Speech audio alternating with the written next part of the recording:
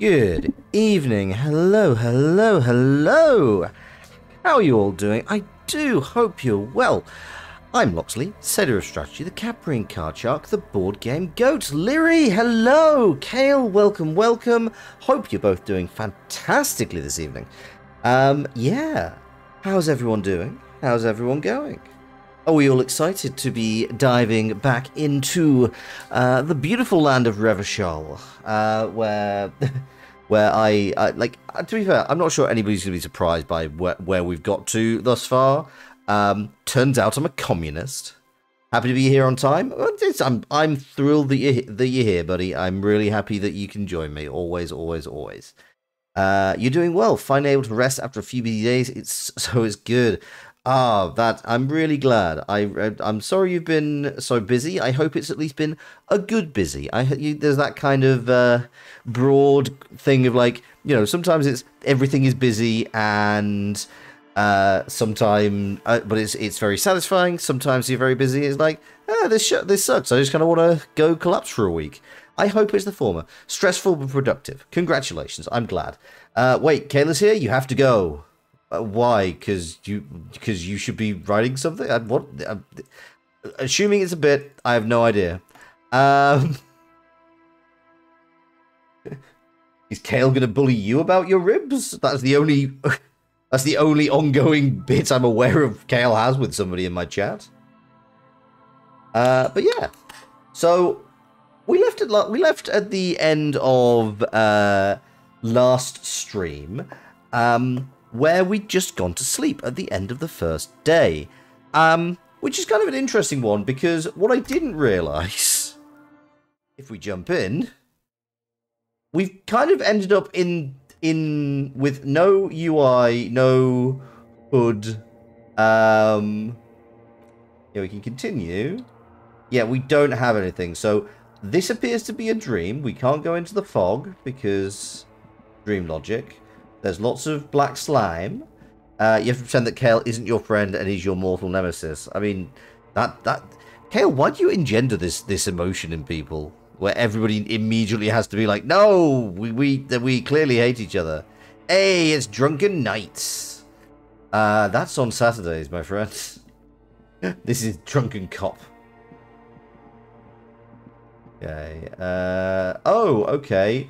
The body's now me hanging from a tree by a disco ball. Cool. Cool. Cool. Having a good time. Having a good time. Speaking of bits, how are the ribs indeed? Is there anything else I can... Oh, no. Hang on. No, so I can only interact with my own... Interactorate. My lord. Oh, it's been a week. It's only Tuesday. It's like cute aggression, but for sublime weirdness. Do you remember the scent of your childhood? What it says on the can, Harry. Answer the question. Okay, I remember nothing. This is consistent with everything we know so far. Do you remember your wife's hand on your face?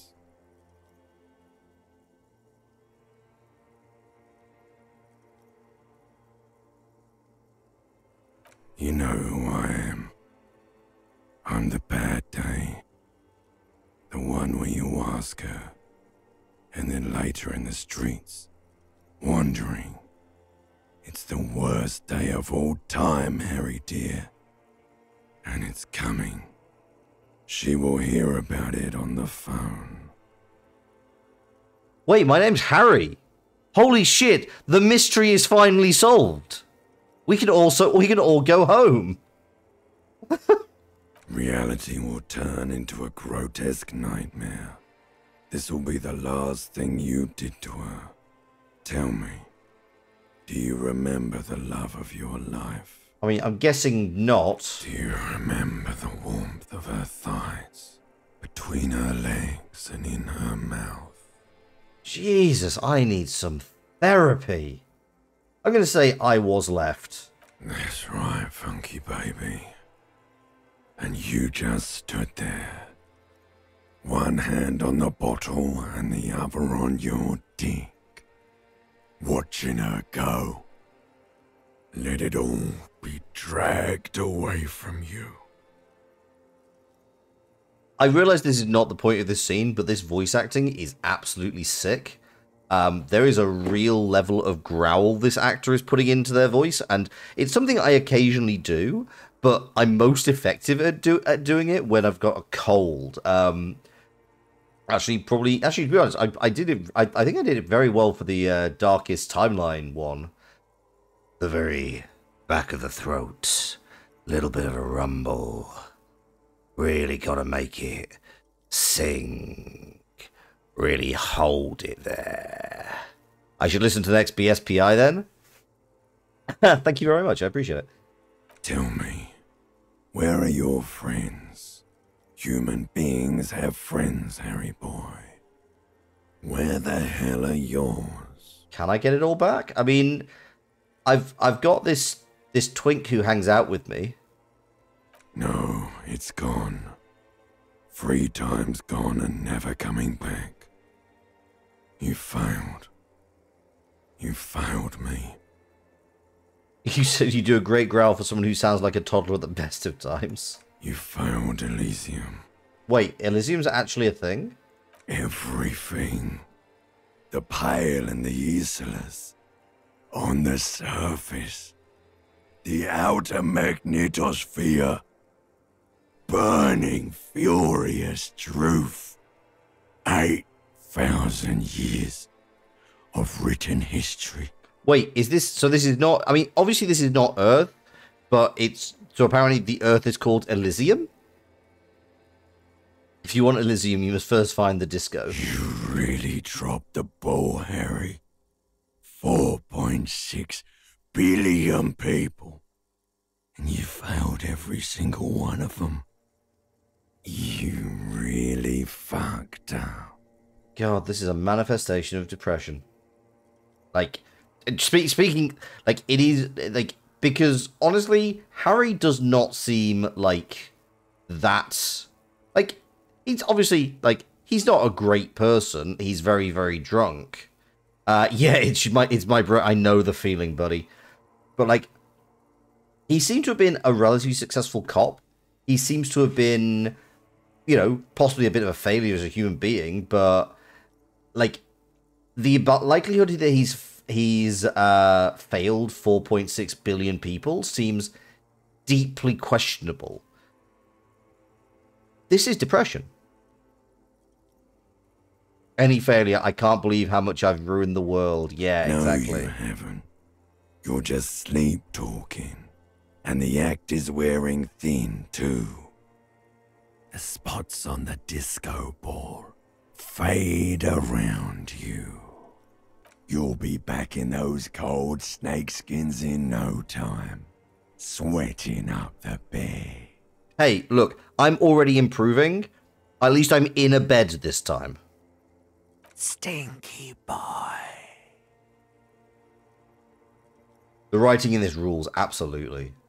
You're not coming back from shit, thrashing around in that high conductivity state of yours, bumping into things and acting like a clown. Who are you kidding? You're trying to what? I can't hear you. This is just a word dream now. Jumbled up garbage. The pictures are gone. The bed rises to meet you. A thin, sleep-like state. More glass than velvet, grinding in your head. So something is wrong. Sleep shouldn't be this bad, this dry, this unnourishing. There's something wrong with your thoughts. Some kind of new type of hangover. God, there's another type? Oh yes, party boy, and it's worse than the one before. Just think of the shit you saw. Here it comes too, so soon already. A silent alarm goes off in your head like clockwork, barely let you sleep at all. Time to get those clothes on, Harry. Be right back, washing shampoo out of your hair. The new hangover is your band name. Nice. Yeah, it probably is withdrawal. I've deliberately not taken any narcotics. Time to go to work in the shit factory.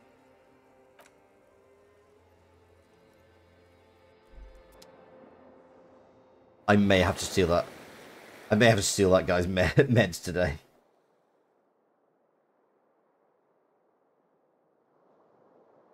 Limbic system is a good voice and you hate it. Yeah. Feeling that. Oh, what do we got? Good going, buddy.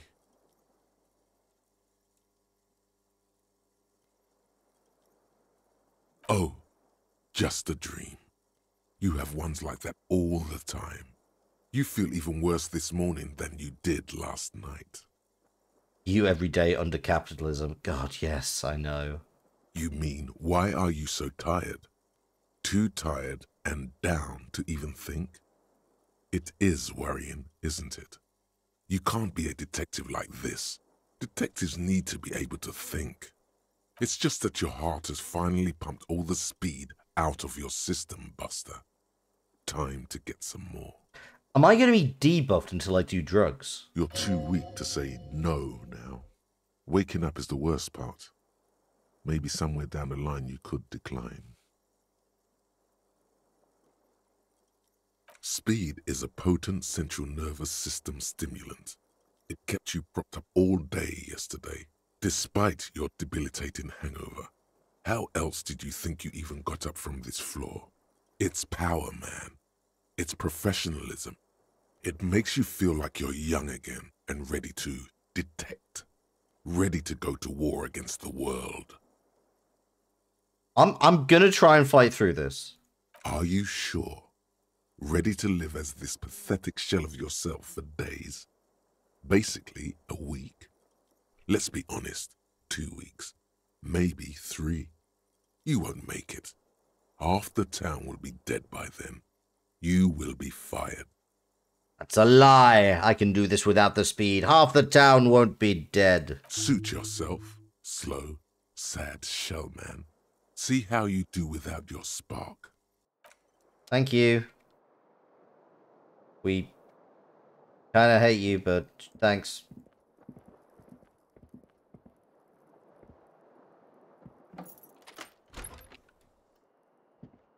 Thank you.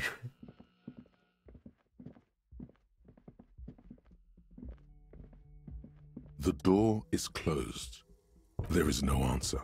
You hear the shower being turned on. Somewhere inside, a tremendous loneliness comes over you. Everybody in the world is doing something without you. Why are you doing this? Don't do this to me. The door is mute and indifferent. Your despair is a joke to it. Fair enough. I guess we'll have a bit of a wander then. I mean, Kim is not here immediately. Oh, hello. Okay, lads, we need a chat, mate. Oh, no, Kim's already downstairs. Wait, hang on. Wasn't Kim in that room? Why is the shower running?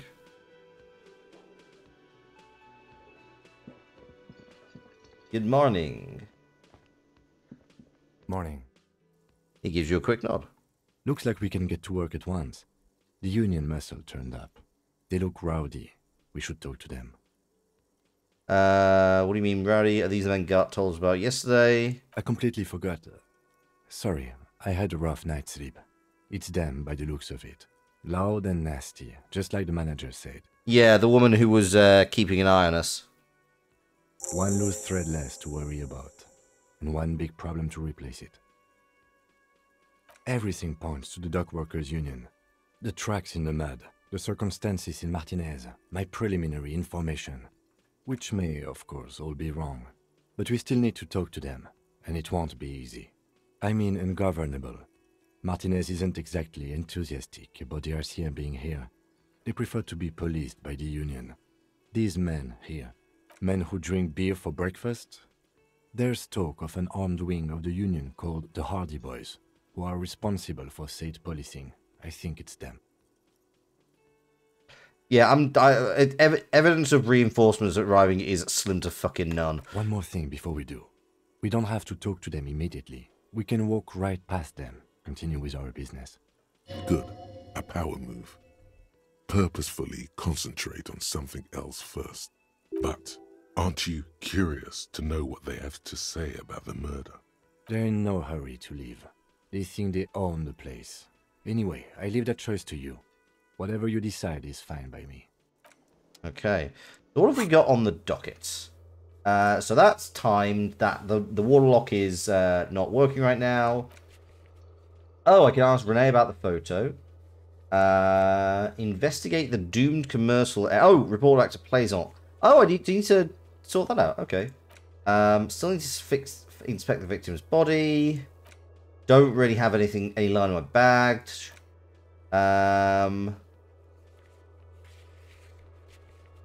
Okay, so Kuno's deeply unhelpful. Also, yes, you may notice I am a parody of myself. Okay, Joyce, we need the badge for. Okay, that's going to take time. Explore the whirling secret passages. Strange doors in the whirling. No one knows where they lead. Find a way in. Okay, we can try that. Need to talk to the cook about the borscht, which will be tomorrow. And also track down my gun. Okay, cool. So there's nothing I can immediately. I mean, to be honest, I can report this back to Plaisance. If we're gonna do a power move, then. Oh, good morning. Hi. Just a moment. And there's no public phones nearby? The closest phone booth is down the coast. Sorry for the inconvenience, ma'am.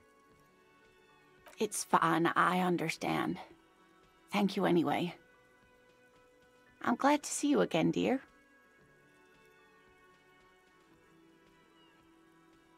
Please don't trouble yourself about me, sweetie. I was just hoping to make a call, but the Whirling's phone line isn't working. I mean, we have a phone in our car. Can we use that? The union office probably has a phone, but I can't really get there. Or to the phone booth down the coast.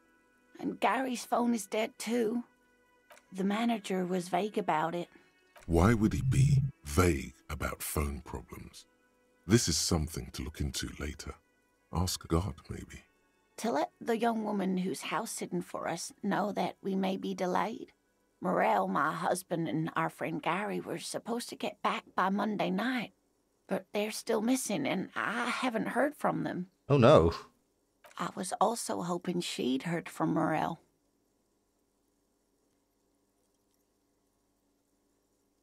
He has been gone missing before. This isn't like him at all. He always plans his expeditions so carefully. A cold breeze hisses through dense thickets of reeds. Something sweet in it, somnolent. A damp chill goes down your spine. When you look around, you're still in the whirling in rags. But you have more important things to worry about. Remember when your husband was alive? Just some field work, sweetie. Morel is a highly trained scientist. I mean, he's a cryptozoologist. Studying an extremely rare species of insect. Which may or may not exist. But they should have returned by now.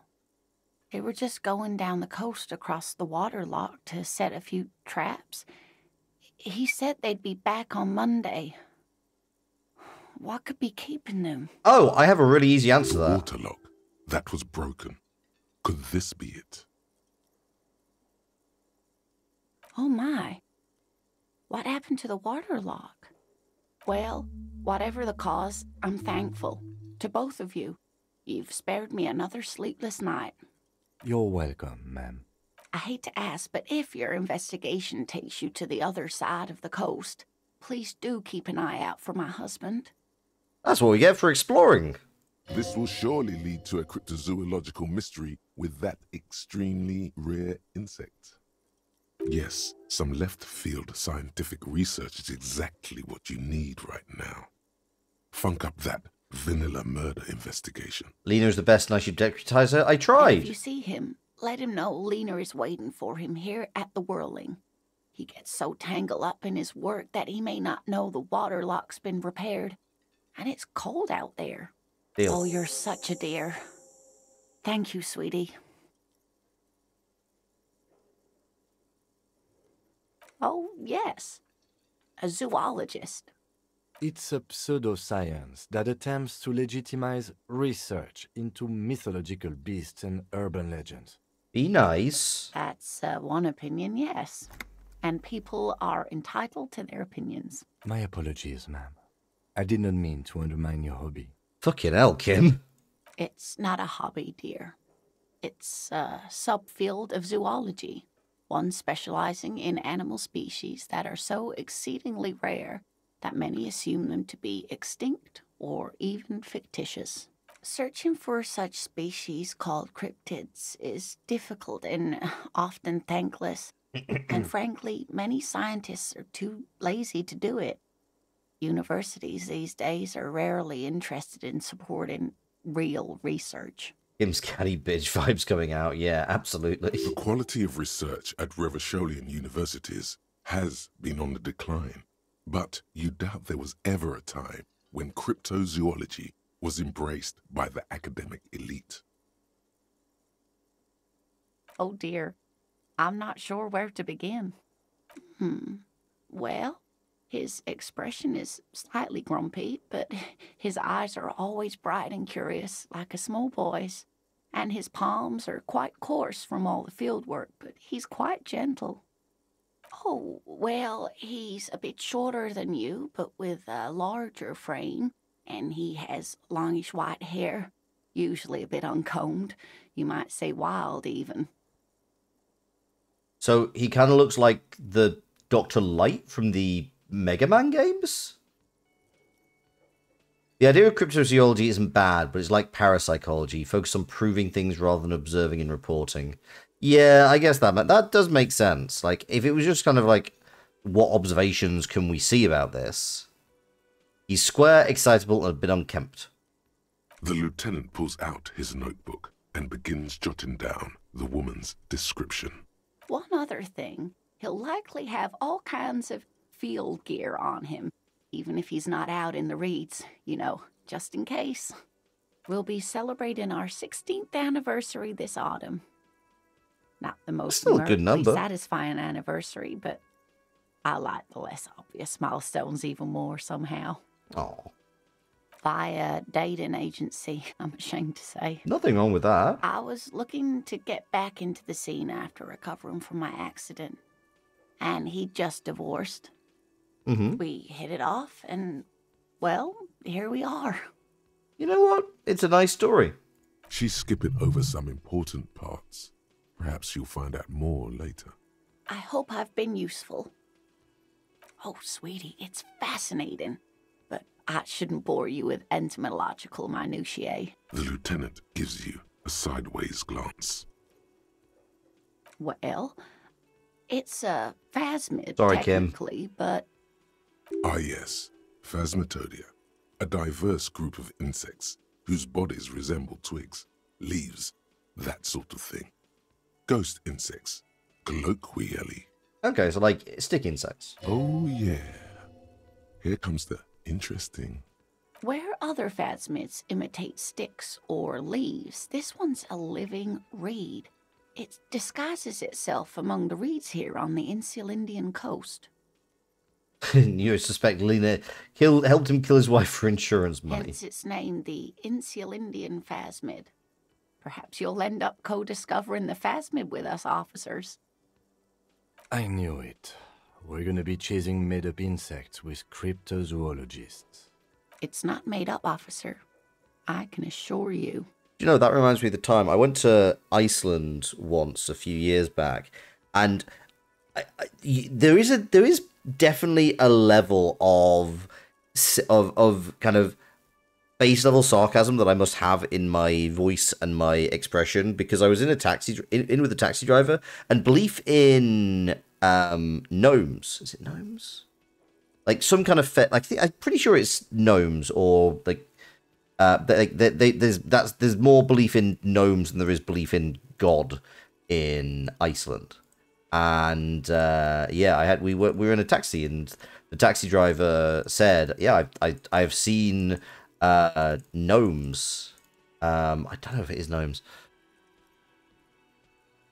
But yeah, I must have just said, all right." And he was like, you don't believe me, but I've seen them. It was just like, oh, I feel slightly bad. Yeah, the Hulderfolk. Yeah, it's like somewhere between. Oh, sorry, no, it's elves. But elves look a lot like gnomes in terms of like short, stocky hats, pointy hats. It's simply elusive, so much so that most establishment zoologists doubt it exists at all. The coelacanth was assumed extinct, wasn't, but when you just mash ideas together, bending over backwards to say Sasquatch is real is not good science. Yeah, I can get that. Well, some teenagers making out in the reeds saw one. They didn't know what it was, of course, but there was a brief article in a local newspaper about their encounter with a ghost insect that looks like the reeds. Gary sent us the clipping.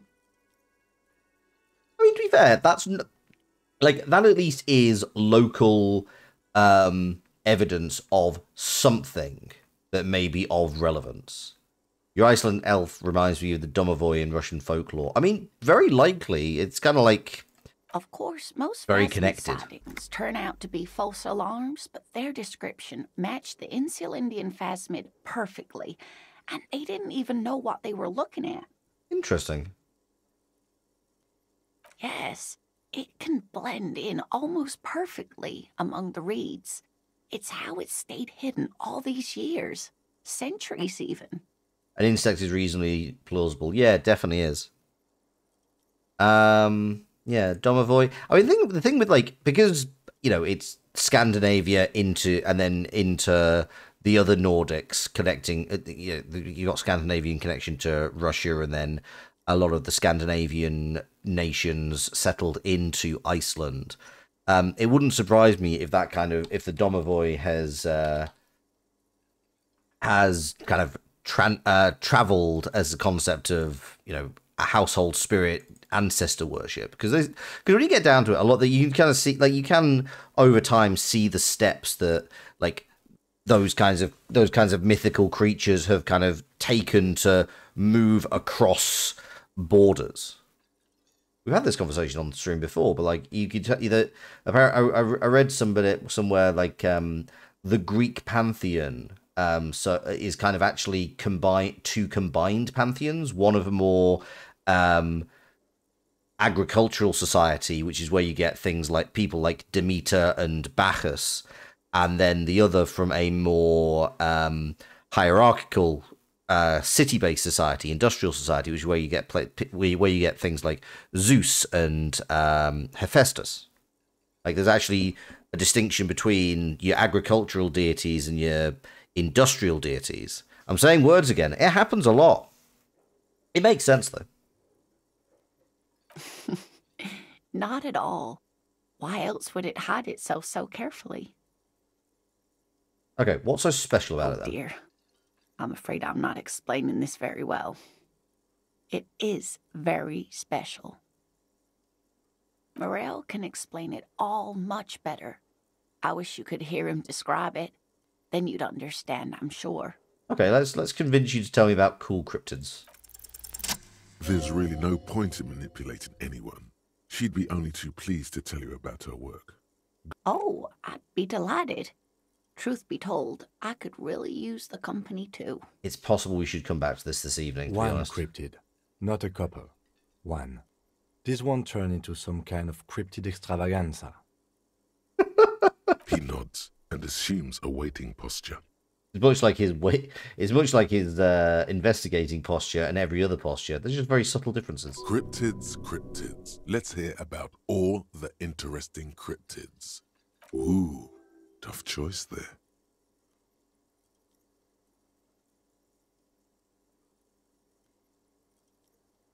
Okay, we'll get one, and maybe we'll come back to visit this.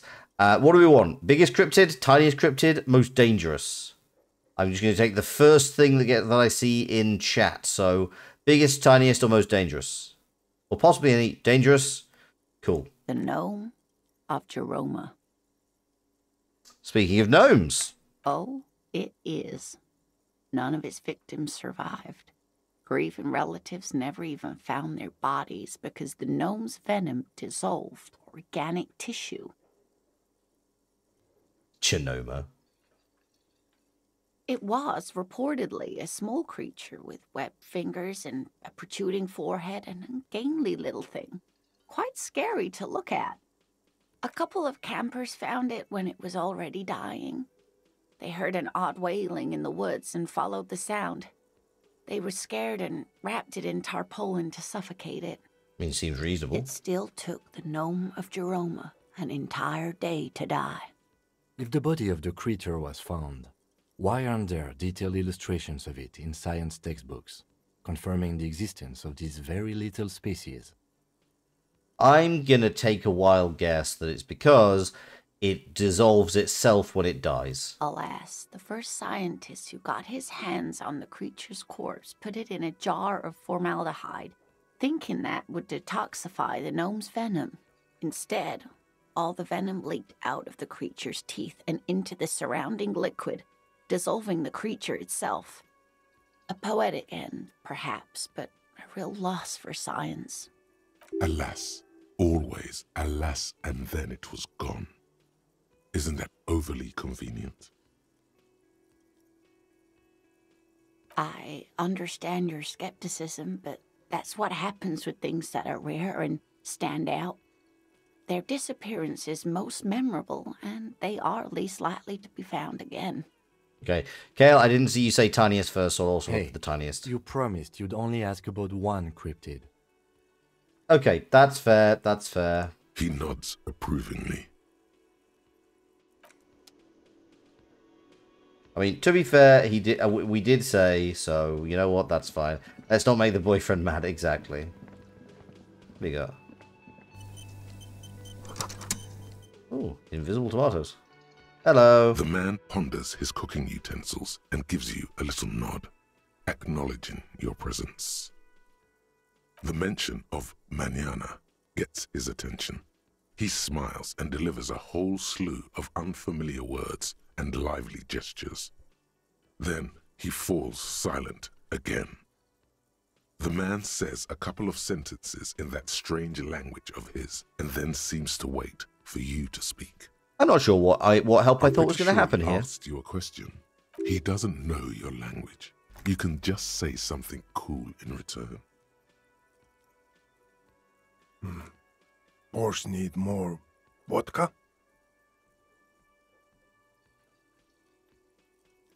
Okay, so it's vodka that keeps the men happy and in good spirits. Clever move by the Union. Of course, vodka. Now that makes a very, very special borscht indeed. Turn it up and then ask for some yourself. Turning it up seems like a dangerous idea, honestly. The place is a powder keg. The cook gives you a long, disappointed look, then turns the stove off and seems to wait for you to speak. Okay. He looks up at you, then looks away. Shrugging is an international sign for, no, I don't know what's behind that door. There. Okay. Oh, also, we need to choose a skill point thing. Taking suggestions. So yeah, feel free to make your suggestions, make your cases. I don't think there's anything I'm going to immediately need, so I just all of this. You see a heavy steel door with a prominent dimple lock. The cobalt blue surface feels rough to touch. The stainless steel door is flush with its frame on every side. The door does not budge. Okay. Third in on second line, which is empathy. I don't object to empathy. Yeah, you know what? I'll go for it. I'll level up empathy. I think, like, right now, unless we... I don't know what the level up system's like, how often. Like, we do seem to get experience points pretty regularly. But for the time being, I think I'm going to give us 2 on each line, fill those up, and then move on from there. Yeah, so we'll see how that goes for the time being. Right, Gart, your phone. Can I help you?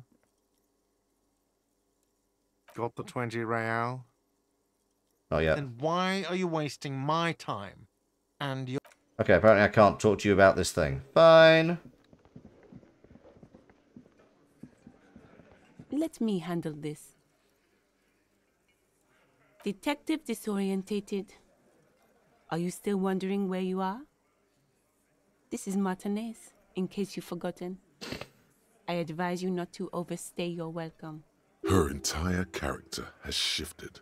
This young woman is cold as ice.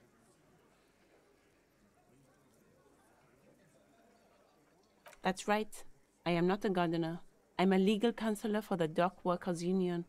Oh, this is the lady that was mentioned. She was put through university. She was put through legal school by the head of the union. She was watching us, yes. So let's get to it. You're looking for Titus Hardy? You think he has information that will help you? Maybe he does. That's Titus. Talk to him. But know this. I'll be keeping an eye on you. No strong arming. Nothing official. The District of Martinez does not recognize your authority to make arrests. Did she just give me information I did not know? Because I do not remember, like, I know there's been mention of the Hardys, but, like, not Titus Hardy. I don't remember that character being mentioned. She's just like, you're looking for Titus Hardy. It's like, why do you think that? It doesn't matter if you recognize our authority. We will make an arrest if we have to. She says nothing. Her glare speaks. Could this be the Miss Beaufort that Easy Leo mentioned? The one Mr. Everard sent to law school?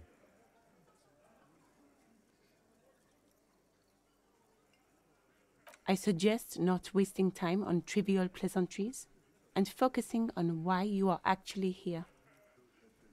Even though she has excellent control over herself, something moved behind her eyes. In the way she stands. In her face. Interesting. Caught her off guard. Push her some more. You are not here to chat up the legal counsel. You are here to question these men. You set the pace and the topic of these conversations here. Establish that. A man like Easy Leo could have said anything. Do not be restrained, sire. Ooh.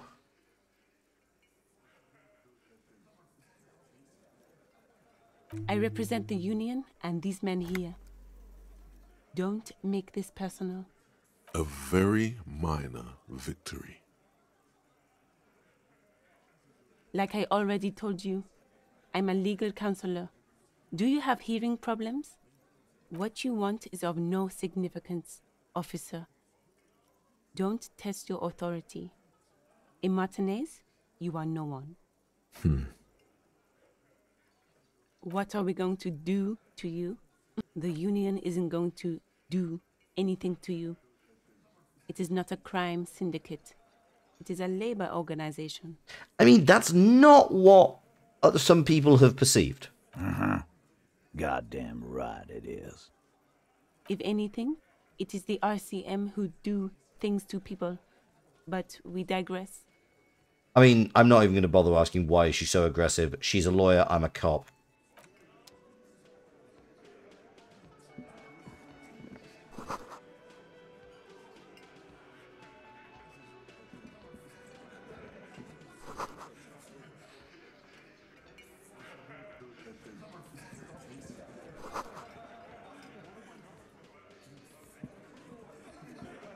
So, obvious observation. We have, I believe... Let me have a quick look in here. Must have a look at my interactables.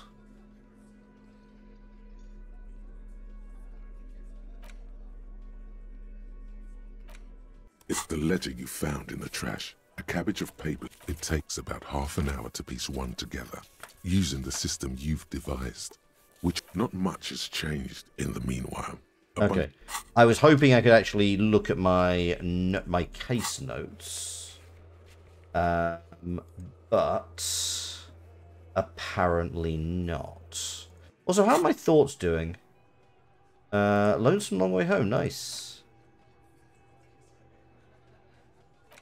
Right, we're not going to do these right now. I'm going to pick one of these. When Lonesome Long Way Home is done, I'm going to pick up maybe Rigorous Self-Critique. Oh no, I want to do this one.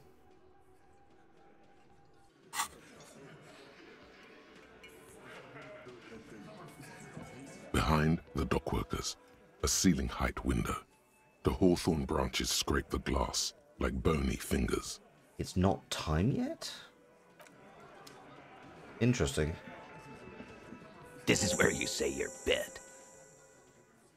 Broad-shouldered man points at you with a beer can. Detective.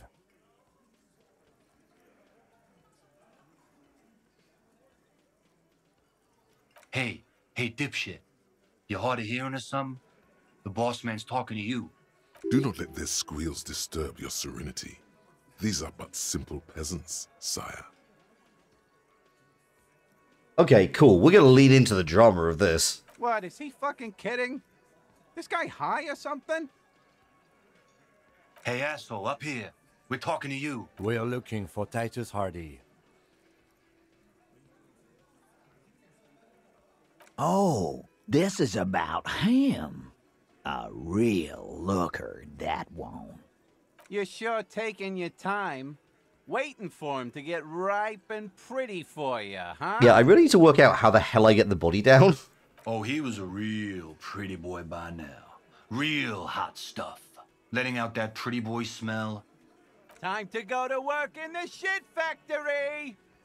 Easy, boys. An oddly These specific phrase. janitors have a hell of a job cut out for them. I mean, I wouldn't go in there for $1 million. You might want to start asking your questions now.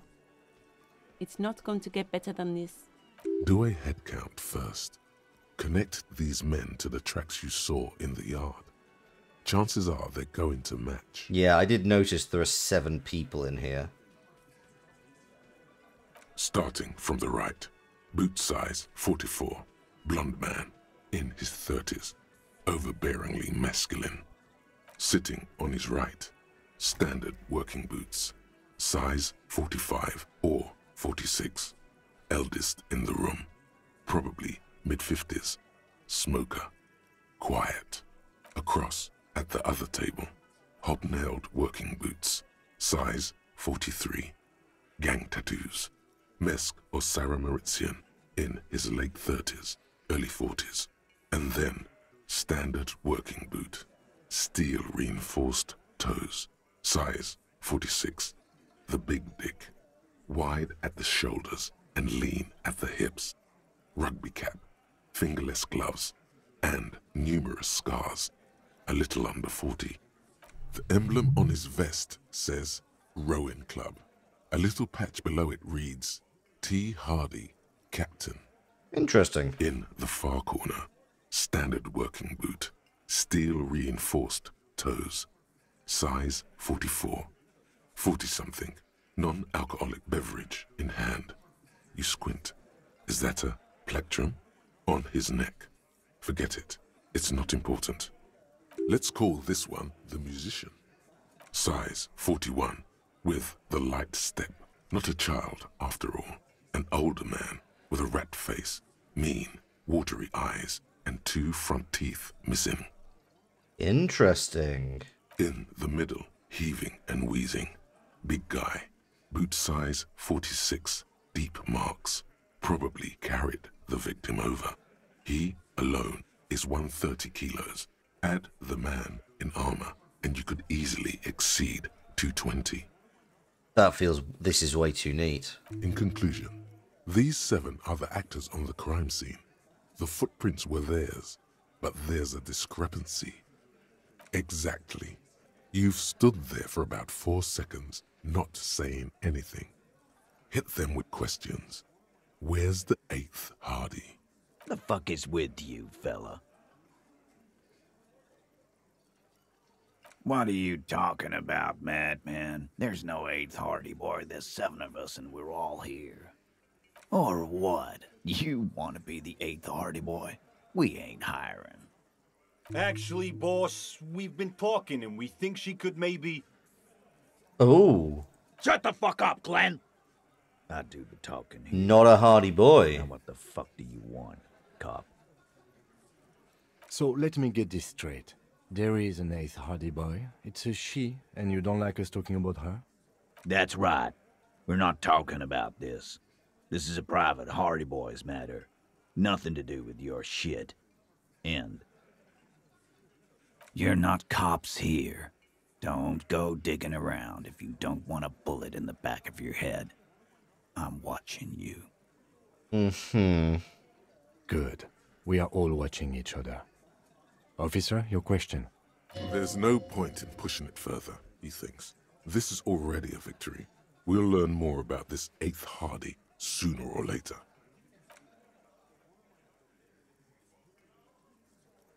Now the question is, can I get them separate?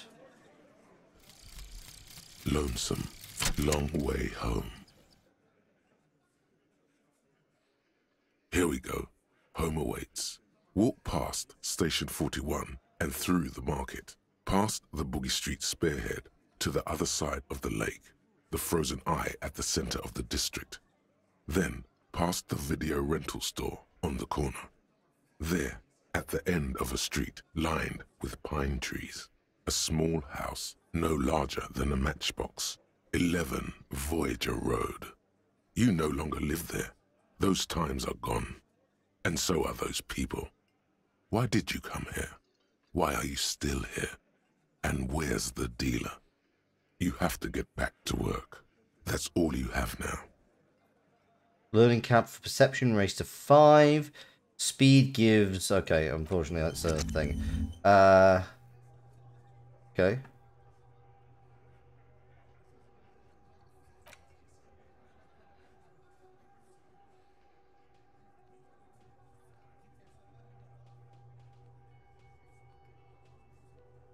What is, what do I want to know about Guillaume de Le Millon? Oh! He's the... Wait, are we implying... Wait, what? Are you implying I was Guillaume Le Millon? You're a sorry piece of shit. A cop penitent. A flagellant cop monk. This is not the right line of work for you. You should be grovelling at the feet of a feudal lord, providing lurid evidence against yourself at a Mazovian show trial, or ripping the flesh from your back with a cat of nine tails. Whatever made you this way, you can be damn sure it was your own fault. Do it. Really criticize yourself. Who knows? You might uncover something of importance from your guilt-ridden past. You know what? I'm going to do a little bit of wandering around. I don't need authority right now, so I'm going to internalize this. People think communism was some crazy idea that had its comeuppance 40 years ago. A fever that shook the world, never to return. They were right until he woke up today. A spiritual corpse responsible only to the call of Commodore Red, prostitutes, and Kraz Mazov. For him, communism is still a thing. He will single-handedly raise the commune of O2 from the oceanic trench where it has been resting. Covered in ghosts and seaweed, he is the big communism builder. Come witness his attempt to build communism in the year 51. Sure. I mean, you know what? Why the hell not? Oh, I can only... Okay, so I can have you, and now I have extra perception. I may need to... Oh, I need to unlock this. Okay, fair enough. So I can't... Maybe at some point I will forget the lonesome long way home. But I will... Yeah, okay, fine. Interrogate the vigilantes. Did I not do this?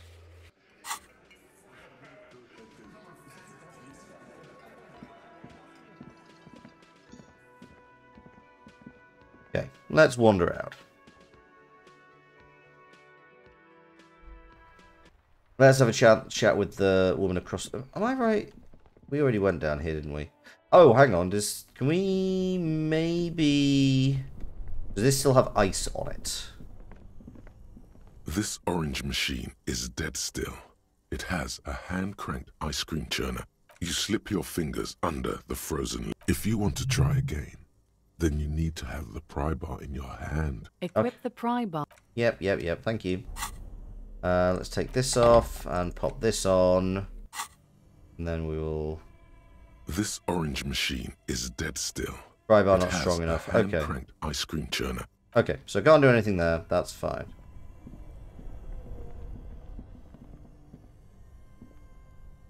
Actually, one thing I should do, which I didn't realize, I did mention it, but it wasn't particularly clear. I'm gonna wander around with this bag, because apparently one easy way to get money is just to take bottles, and I think you return them in the... Yeah, I think... All around you, rain falls on the great city of Revachol. Rain drips from the eaves and floods the gutters, washing the filth away. The spring thaw must be here. The snow is melting. Looking up at the sky, cold water dripping from your hair. Grey sky like great battleships, clouds colliding with one another. Rain falls down on the world. How does it feel? Your shirt sticks to your chest. I mean, I'm wearing a lace thing. You shiver, and you're not dressed for this weather. You should get an overcoat or a patrol cloak. This rain will not let up anytime soon. I'd recommend you put on your coat. I don't want to wear a cop coat. Fine.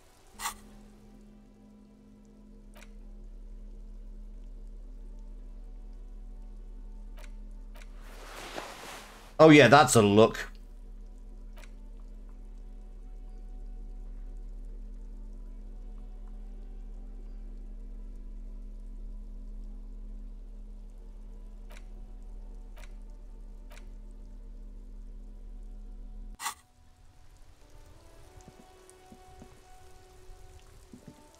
Your instincts. Hey, dipshit, we cold.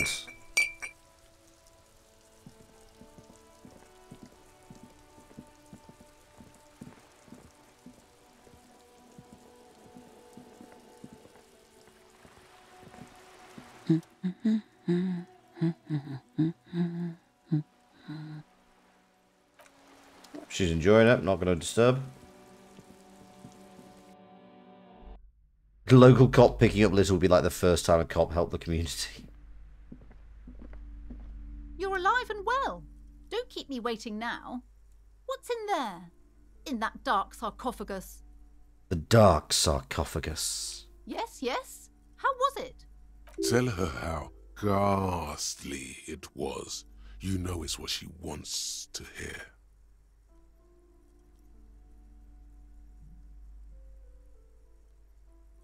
Sure. I knew it.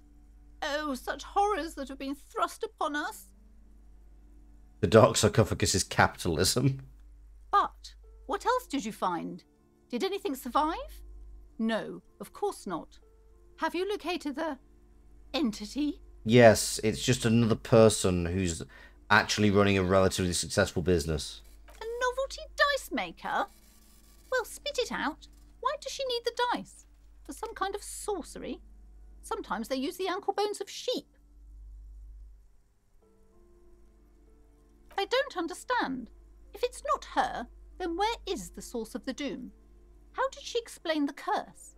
I mean, just unfortunate business practices. The narrative she's built herself, it does need tearing down. Yeah. Just don't say you don't have any answer yet.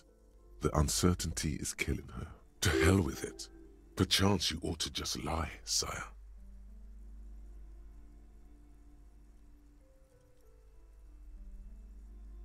Getting involved in the arts darker than taxidermy? No.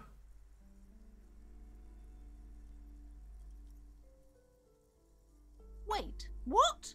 The entire economic system is cursed? Yes, welcome to the world. This is a lot for her to pass. I'm afraid the only world revolution can help you. The system must be... What? Why is that the logical conclusion? We live in a precarious world and nothing ever turns out right. You need to get used to chaos. Yeah. Pretty much only world revolution can help you in this respect. Another revolution? understand what's going on here. You went in there, rummaged around, and accomplished nothing. And now you're telling me these intellectual things to cover up for it. Right. It's okay. You don't have to. I was wrong to trust another person. I will manage this psychic calamity as I always have. Alone. On my own. Good grief. Thank you for nothing. Please, do buy some books, or be on your way. Wow. Total psychic collapse between you two right now. There was never any other way this could have gone. She's just too far gone into her own mind. Yeah. I am sorry we had to disappoint you, ma'am. Can we go now? You know what? I got a level up off that. So, a cutting indictment coming from us.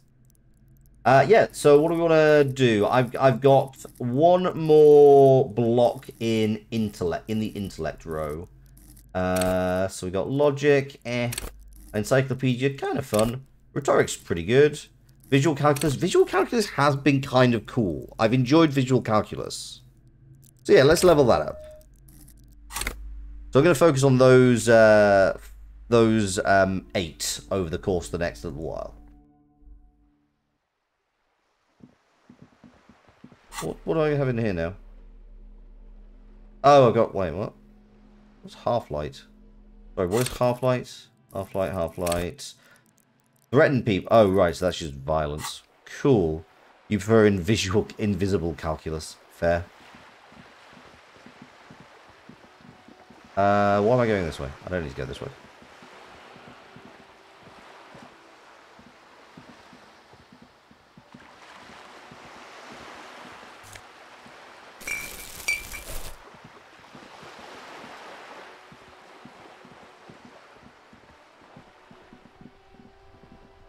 No, hello, who are you? You're just a guy who's drunk. Fine. Lads, are you about today? Are you playing Patonk? You are, but I'm in the right place. Phantasmal integrals, spectral derivatives, that's the shit.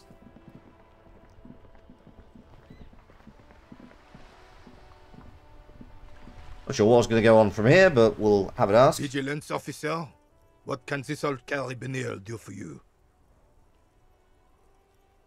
Oh, sure. It's a Bell McGrave, 4.46 caliber, breech loading, Revachol made. Good weapon, accurate and reliable. This one's inoperable. The bolt spring is missing and the mechanism is jammed shut. Still a beauty. Where did you find her? It does have a lot of good growly voices, yes, you're right. I understand. Unfortunately, I don't know what else to tell you. These PMs are an antique. No one uses them anymore. The ammunition is impossible to find. Cheers, Cal. I do appreciate you the heads up. Yes. The Debardeurs Union pays me to stand vigil during the nights. Not out of any political allegiance, mind you. I'm an old man. Don't sleep more than a few hours every night anyway, and money is tight. He feels like he has to justify himself for some reason. Yes, it does. Unfortunately, I wasn't working that night. Been on a 2-week leave since last Monday. It's a private matter. Nothing to do with your investigation. You see, officer, René is the kind of man would rather die than admit he needs medical assistance or, God forbid, sick it. A real man's man is just gonna ride it out. I'm fine, goddammit. Mind your own business. It's nothing. Just got to cut back on coffee. Oh, buddy. No one. The bus has been unmanned since last Monday. There's no other guard. It's just me. No one has been guarding the container yard since last Monday? Yes. It's not actually an issue. I mean... Do they know you're not there? Look, officers. The container yard doesn't actually need a guardsman. Never had one before René.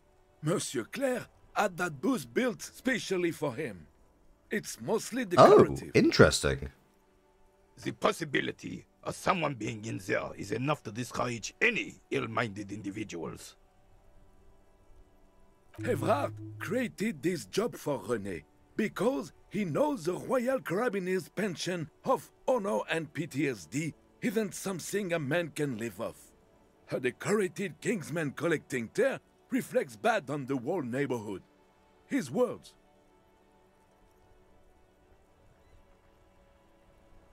Renee's but one man, we need a program. Get all the others back. No!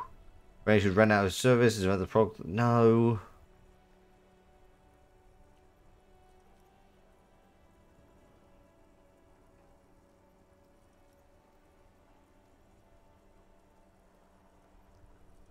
I mean, it's interesting, but I feel this is going to antagonize. Can we conclude the topic of my guard boost now? She is nobody. This is none of your concern, and I refuse to discuss my private affairs with the RCM. The lady is Jeanne-Marie Beaulieu, and she sure as hell wasn't a nobody. Yes, yes. Like I said, I would be up anyway, so might as well keep an eye out. It keeps my senses sharp. What do you got to say about all this? Officer, the mere sight of police in Martinez makes me feel safer already. Oh, sweet Jenny. She was the finest woman in all of Revachol. Maybe the entire world. Do not defile her memory, Gaston. Let her rest in peace. We knew her, all right. Lived on the same street our entire lives, just 2 houses apart. The 3 of us have been best friends since we were 4. She was René's first girl back when the prick was 16. They were courting till he decided he'd rather die for some great ideal than just be happy. And then you stole her from me.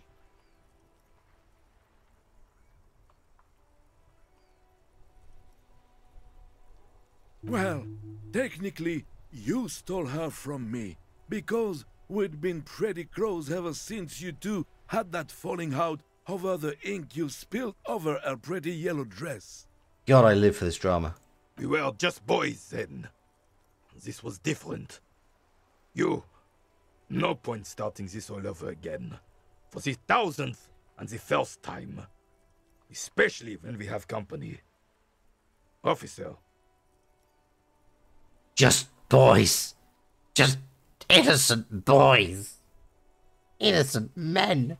Normal men. She died of pneumonia 2 winters ago. It was a quiet passage. Peaceful. Could have been solved if they just become a polycule. I know. René and I were both by her bedside when she... I mean, it sounds like they did become a polycule. Died. No use sugarcoating it. Won't bring her back. Will it now? Departed. Until the very end she couldn't decide between us. The most indecisive woman I've ever met. She could never make up her mind about anything. What to have for breakfast, favorite color, or which one of us to marry. Sir, she wanted a polycule. She was always leaving one of us for the other, but never long enough to actually get married. And nothing wrong with weighing your options. Technically, we're both still engaged to her. She did make a choice, and her choice was both. You always confused her. Couldn't let us be happy. Seduced her with your fancy words and pastries. I mean, women love a man who can cook. He suddenly remembers you are still there. Of course, officer. Memories are all we have left. Sure, officer. Oh, I don't need anything. No. Okay. Right, cool. That's, pastries are pretty seductive. Yeah, pastries are my downfall half the time. What else do I need to do? Where am I here? Okay, so we're doing pretty well with the visual calculus. Less so with the authority. That's going to take a while. Right, let's wander around. I wonder, now that we've had a chat with the guy, with the chef, Should we also, I want to confirm, is this where I bring tear?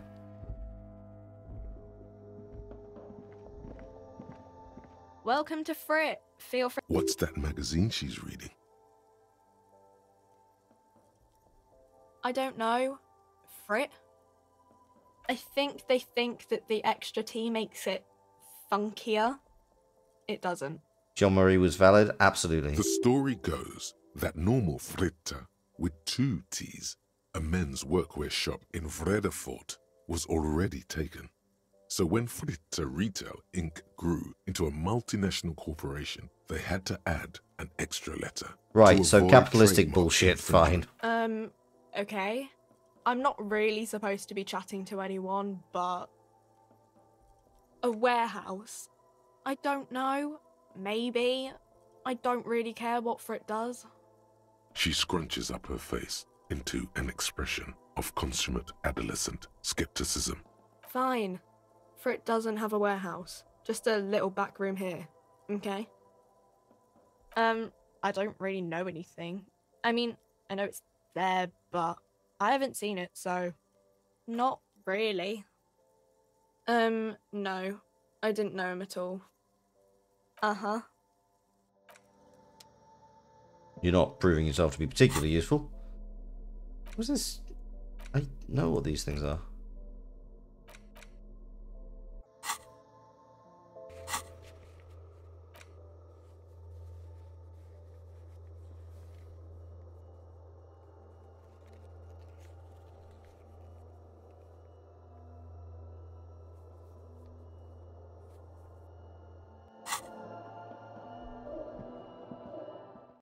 Empathy. I can definitely understand why I'd need legendary empathy for Kuno.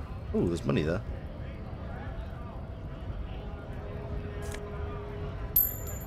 I need to pay for my hotel room this evening. What's in here? Empathy, scouse. A lorry stuck in the traffic jam. This big, heavy Grad-made machine is well kept for such an old machine. The windows are clear. They've been recently washed. You can see a lorryman's cabin with personal belongings, stickers, insignia.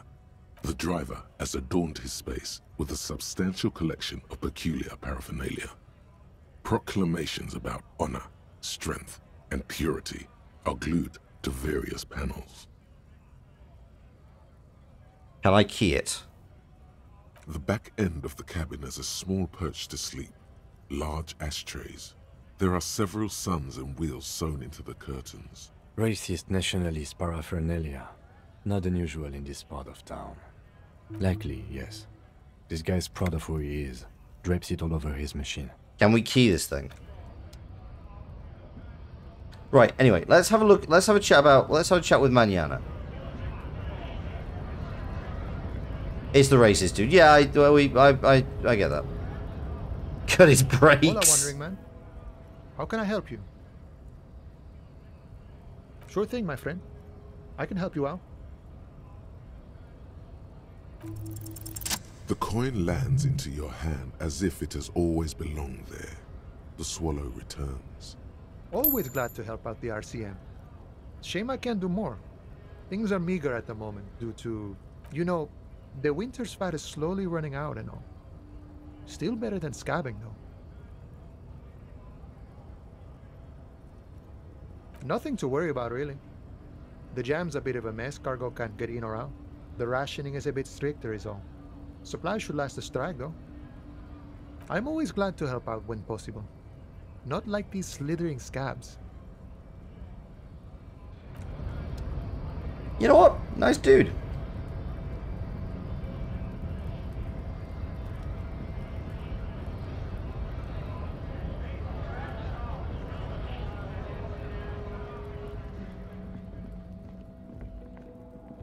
Right. You know what I've not done? And you know what? I think if I pop this down...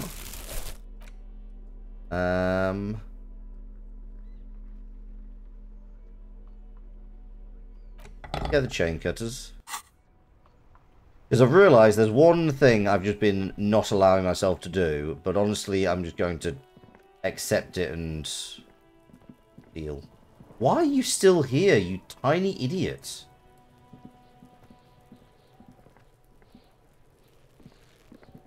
Screw it, just accept and vomit. He still is, looking right through you. Oh, I've waited long enough. The body below is entirely dedicated to that corpse smell. Emitting it is all it does now. The smell is repulsive. It pushes in from your mouth, more instant and more familiar than anything you expected. More fever than odor. It fills your mind, flushing you from within. Fuck it.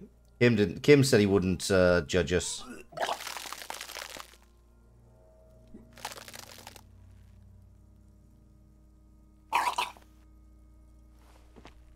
You feel a great force ringing from your stomach.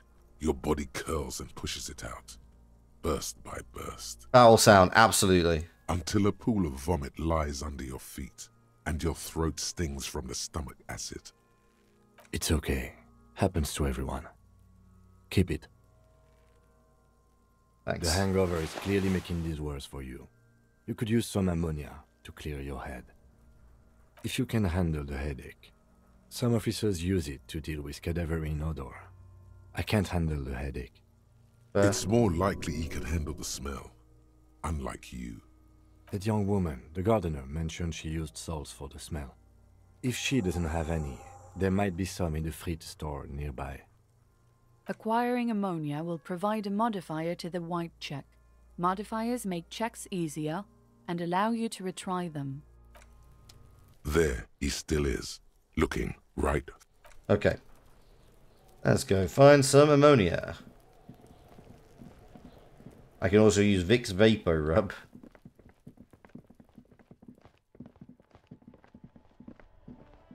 Yeah, if anybody could just let me know where I take my tear, by the way. I would really like to know how I get money. I am currently 7 short. Also, I want to buy my dice today. Oh, is it here? The tear machine stands in the corner. A sign says, 1 bottle equals 10 cents. Oh, sweet. Your bottles clunk into the machine, and the money appears with a satisfying... Do you know what you should do with that money, kiddo? You should buy more alcohol. Thank you. Your thoughts have been noted. Your opinions have been noted. Thank you for your time. Is this about the questions again? Because I don't really know anything. She looks up from her magazine. Yes, what we have is there, in the medicine cabinet. Go take a look yourself. Fair enough. Oh, I'm going to have to buy this, aren't I? A small cabinet on the wall is filled with various medicine bottles, nasal sprays, and blister packs. They all bear the Saint Baptiste Pharmaceutics logo. Okay, don't, overdo it or something. Is this a tool, or is this just an item?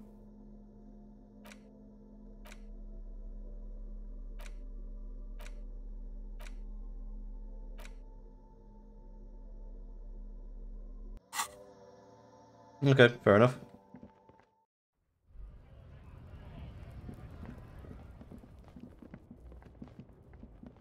We can hit back again.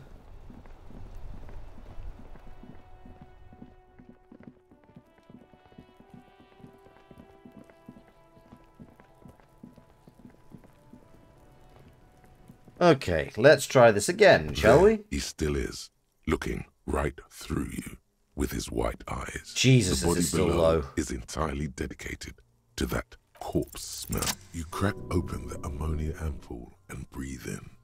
The odor of death is still stronger.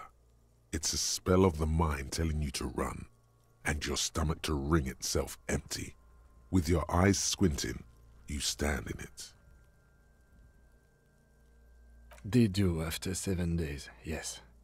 We are deep in decomposition here. The man before you is naked, but for a pair of underpants and enameled boots. His skin is greenish, marbled with decaying veins and blotched by lividity. A fading web of tattoos covers his chest and shoulders. The cargo belt used to fasten him to the branch above appears industrial in strength. The material appears to be ceramic. Its clean white stands in stark contrast to the decaying flesh above the knee. The man wore thick polymer socks, probably for padding. A fine array of interlocking plates covers them. Why, though? Delicate and fragile, they feel alien to the world around you, out of place somehow. Why is he wearing ceramic? These are clearly not boots. They're armor, possibly part of a larger set. He was a LARPer? Indeed. Technically speaking, these are sabatons, not boots. Ceramic plate, zirconium dioxide, most likely. This is where the make would be. Under the heel, fair weather. Fair weather model T500 VE. I'm guessing that's vitreous enamel. This is advanced stuff. Oh, when calculating the weight, of course. It was a prank on the submarine to let new ELTs slip a cap of the bottle, and it was hella dumb. Oh, wow, and so they just passed straight out.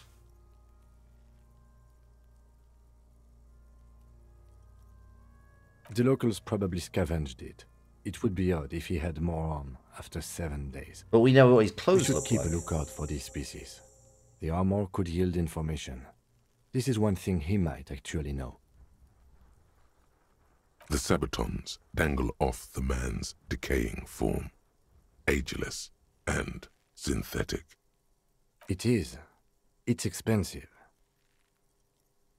We've requested similar material for our tactical units for years now. The constabularies deemed it too costly. In that time, we've lost 6 men to semi-automatics. Right. For a full set, about 4 years of wages. For the northwest region of Revachol, an officer's average yearly income is 5,500 real. Not too much, yes. Steal his armor. It's a sorry situation, I agree. That's for us to find out. My initial report on the area suggests he was a security guard for the harbor company. But that's just hearsay. Safe as shins in Revachol. Just something I scraped together from my station. An area report on Martinez. I'm sure you did the same. I probably did, but let's be honest, Kim. I am not. I'm a piece of shit. He's not actually sure of that. He's just being tactful. I agree. This equipment is way beyond what a guard can afford. Kim, I just found out my name is Harry. I mean, officially, I still don't know my name.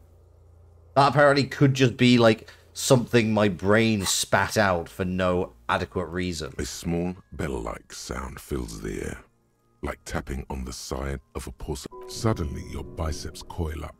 Your elbow is sharp and cocked for a punch. It's anything but. This material is a kinetic redistributor. It spreads kinetic energy horizontally, from plate to plate, dissipating it entirely. See? Faint, organic lines cover the plates where they separate into smaller ones. These plates then divide into smaller plates until there are hundreds of them altogether. Like whirls of floorboards, the design looks organic, influenced by highly resistant wood materials, like lignum vitae and ebony perhaps. Okay. Basically the Black Panther suit, yeah. If trees were made of porcelain, this is what their cross-sections would look like. The smooth, glossy surface fractures into ever more intricate interconnections, peaking on the right sabaton, where you notice. The whirls are in the shape of a letter and number combination, E50, 100, 1000. Nice. Good. Can you read it to me? X5415 6745 678222. Let's lie. Why? No, let's just tell... We have a make and a number. That's something. We can use the radio in my kinema when we're done. Either station can chase it for us. This feels dangerous. Are you yeah, sure? honestly, possibly best not to do this. The sabatons dangle off the man's decaying form. The cadaver slowly twists on the cargo belt. The hangman's knot is pulled tight by the weight of the corpse below. Yellow, hard-edged polyester cuts into his neck. Above, a sliding buckle ties the belt to the branch. Let's lie. Why? Because I'm a deeply fucked up individual. This is a steel-reinforced cargo lashing belt. Big brother of the regular cargo belt. It's used for tying cargo under 6-rotor airships. Airlifting. I thought it was used on lorries for strapping cargo to them. Alright, this is the reinforced kind. The local harbor uses 6 rotors to shuffle containers around. I get the sense they use whatever was on hand, without paying much attention to not incriminating themselves.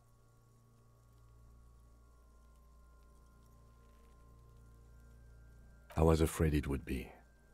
Thin steel wiring, parallel strands.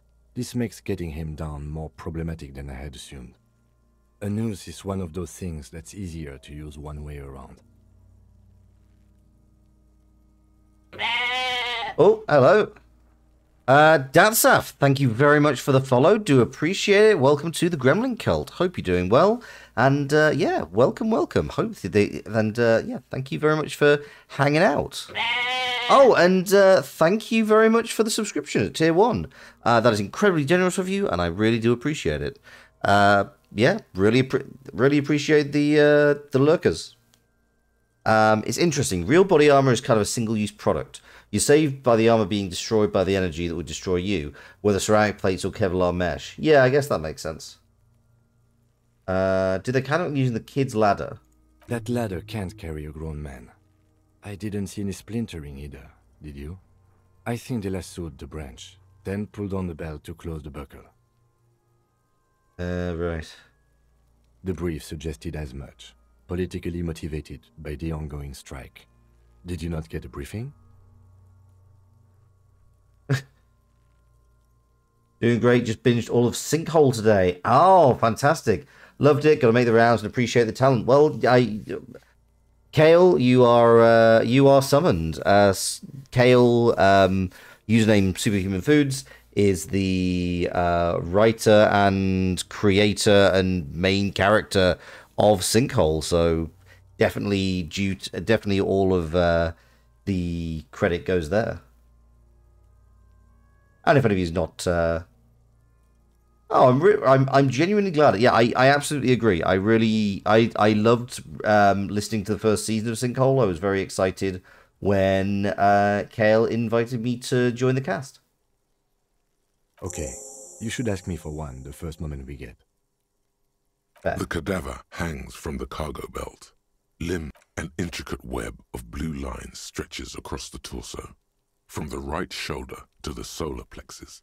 Each time they intersect, a small white star is formed in their crossing. Hundreds of fading asterisks riddle his skin. Their concentration is highest around his heart. And if anybody is wondering what we are talking about with regards to Sinkhole, a podcast which is spelled with all caps but only ever whispered. Man got shot in the chest.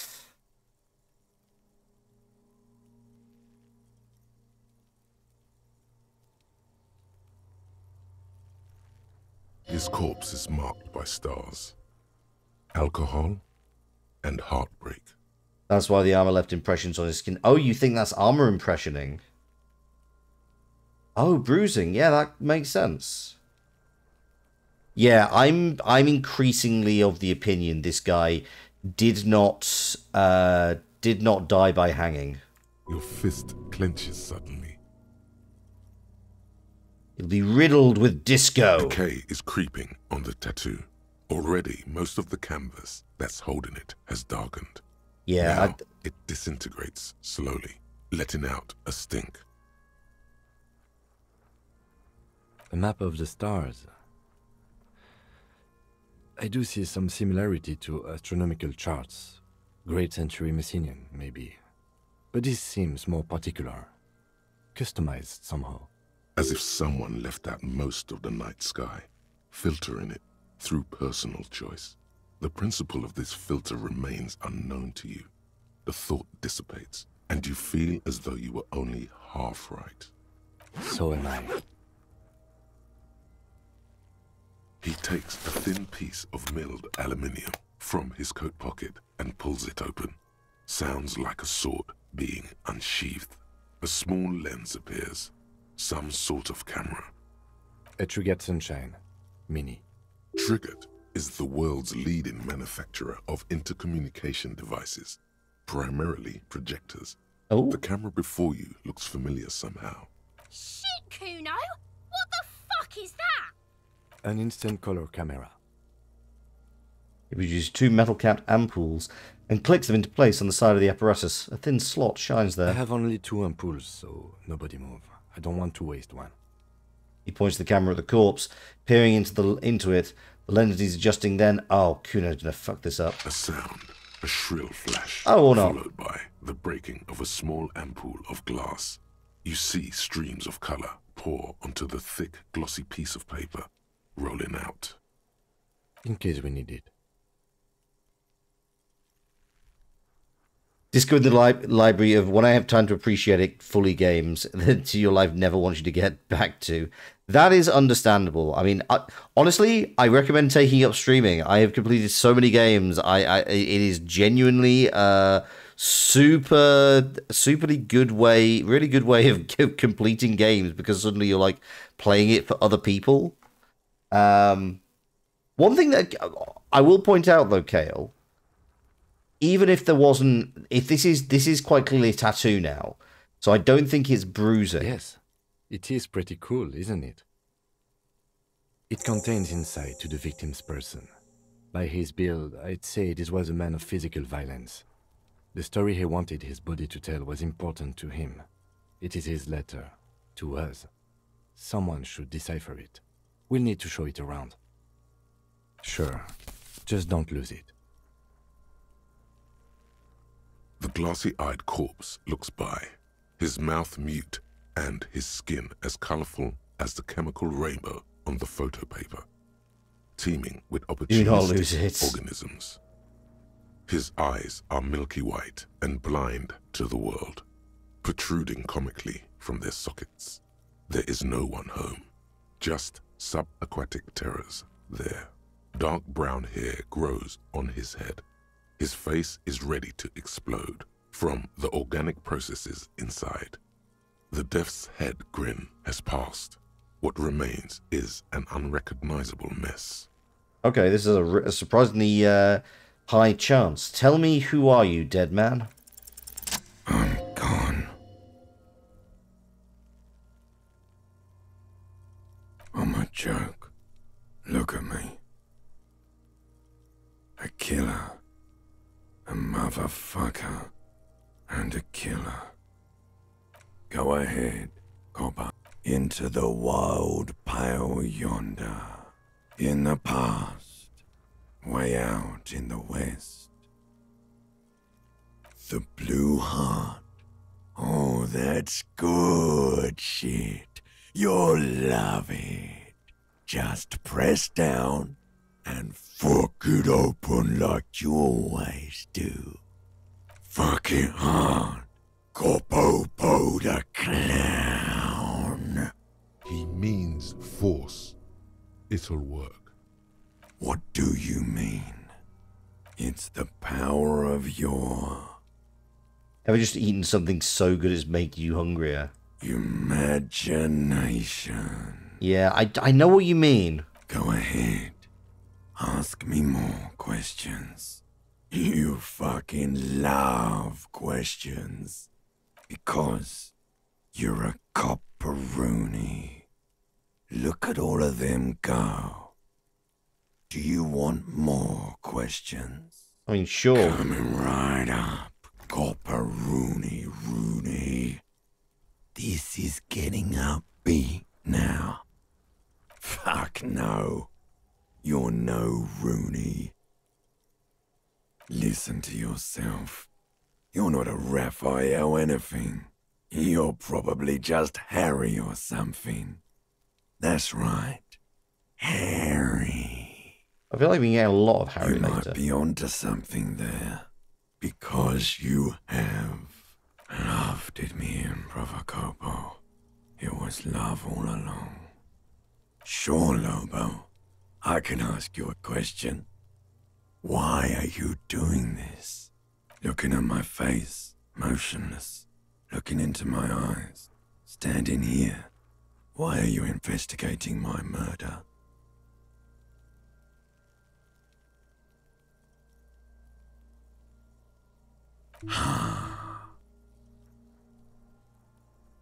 The clown lips on the corpse appear to smile. Something is on its way. Something hidden. It's coming. A miracle from the northwest, and it's almost here. You can feel it in the air, on your hands. The cold spring air smoothing them over. Do I remind you of someone? A child born with Muller's disease, harlequinism, grown up miraculously. You sure I got out of that one? Coppolini. Come back later, Corpo. Amuse yourself with my frank manners and my memento mori features. If possible, also, see me in your dreams. Okay, it's deeply freaky that that was not the script that was here. As you narrow your eyes, the monster before you blurs into a violent mess of green and pink. Only the lower extremities are pink with a dash of blue. His fatted hands, thighs, and his neck, just above the noose. The rest of the corpse appears dark green in the cold spring air. The cadaver slowly twists on the cargo belt, his torso covered in tattoos. Are you sure we finished the preliminary examination of the cadaver? We might miss some of these things once he's done. The cadaver slowly twists on the cargo belt, his torso covered in tattoos. Of course. Come back later, Corpo. Amuse yourself with my frank manners and my The steel-reinforced belt presents a unique challenge. I brought chain cutters, but I don't see a good angle of approach to the belt. He doesn't actually think the challenge is unique. He thinks it's frustrating, annoying, and harder than he thought. The cadaver is a good 1.2 meters up. Neither one of us can reach the belt without assistance. And even if we do, there's the question of cutting the airship strength material.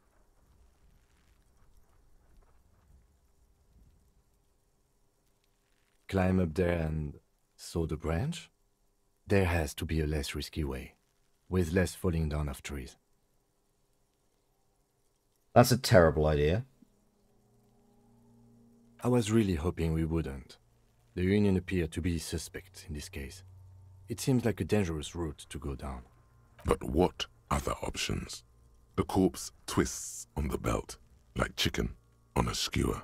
I mean, I can ask about shooting him down. Yeah! Bang bang time, pig! Shoot his head off! How?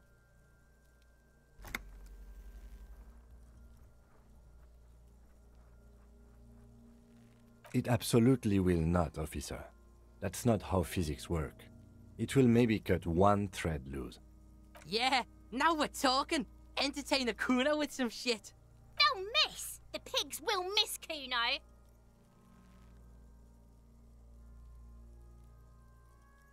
But what else can we do? Someone else? You mean like the police? Someone like a paid garbage man? Or a cleaning crew? I have bad news for you. That is a detective. Oh no. I know it's hard, but I assure you, the others won't come to help us.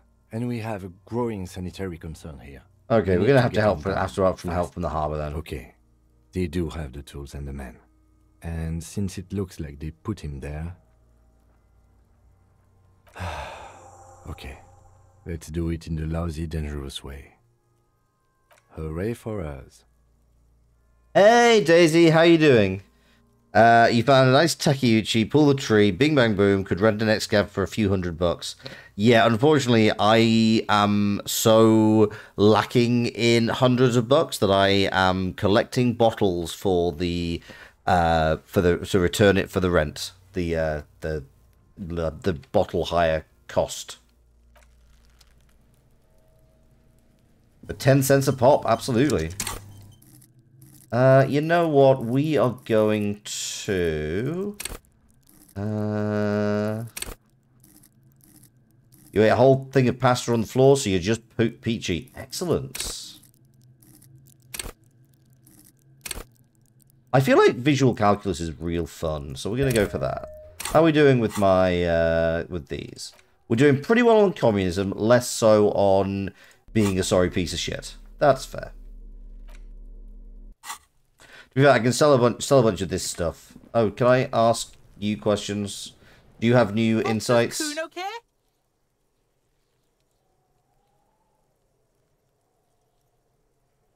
I can give it a shot.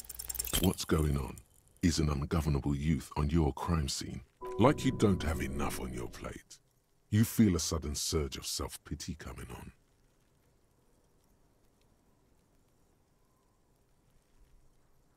Fuck no! Kuno, they've almost made you a snitch now. Ease off, see? Kuno always takes the bullet over the hammer. He nods big boy style. He'd rather die than work with the justice system. The fuck do you want with it? Good call, pig. Kuno does... Tedious child. And just honestly known far too many like him.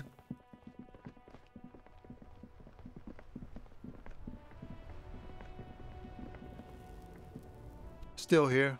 Stuck in this damn jam, my man. Huh? Oh. No, I ain't got the bosses, man. Yeah, it sure ain't good for me. Or you. I'd spare a coin or two for a city cop down in his luck. If I had, say, 4 myself. Fair. That's why you don't know children? Don't tell your son.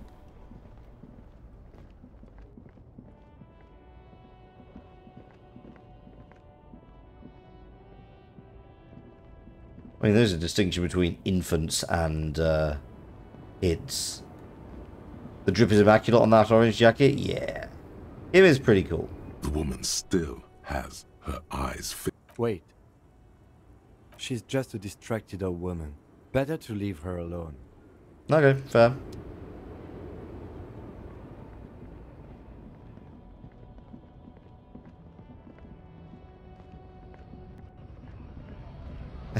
A cab except Kim. I mean, still cab.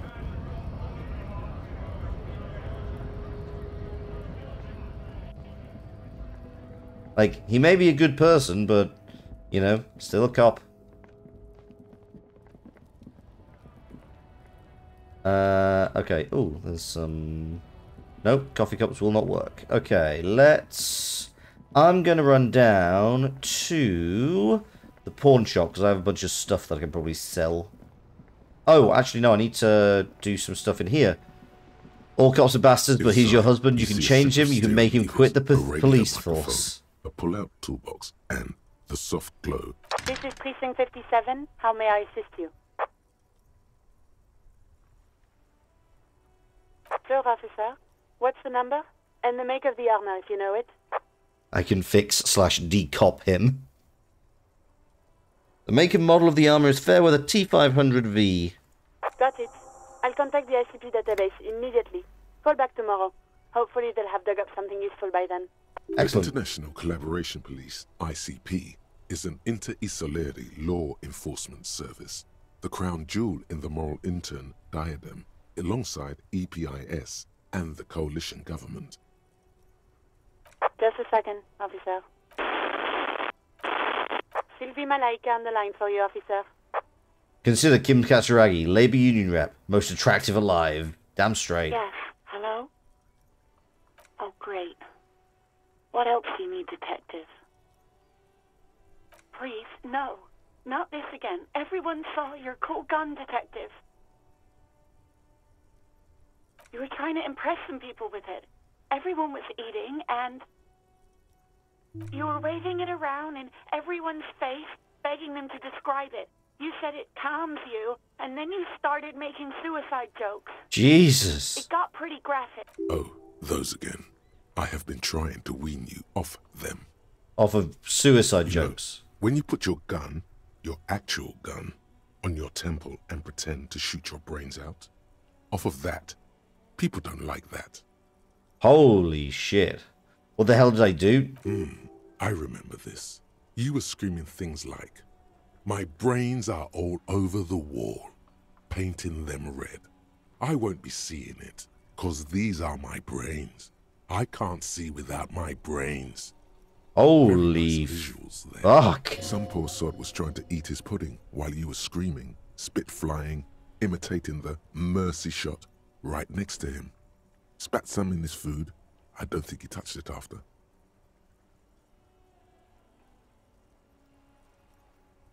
There is silence on the other end of the line.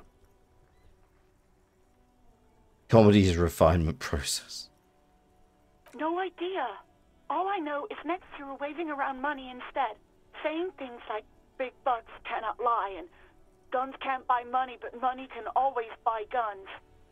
It almost looked like you pawned it, but believe me, I did not ask. Yes, I know who you are. You're a police officer. No. Sorry, This exact conversation has happened before. Establishing authority before this young girl seems to have been important to you in the past. Don't go there again. Capitalism. Maybe it wasn't a good idea. Oh. Real policemen have uniforms too, by the way. Where's yours? I'm wearing some of it. He's in plain clothes, voluntarily. It's different from not knowing where your uniform is. There are officers who wear the signature Perseus black uniforms to the highest ranks in the RCM and end up buried in them as well. Others do it more casually. Looks like you're one of them. Uniform? I never saw you in any uniform. You had your things on.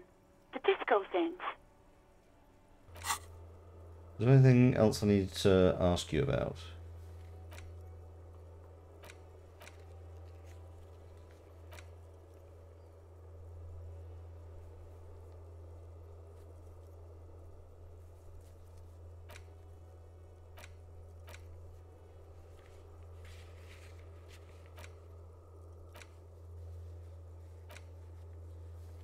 Okay, I don't think... I think I've got everything now. You hear the call breaking up. Anything else I can help you with, Officer 57? Over. In the cabin, you see a set of steering levers. Capitalism. Reconsider. I mean, I'm literally trying. I'm 54% of the way there. Right, yes. Pawn shop.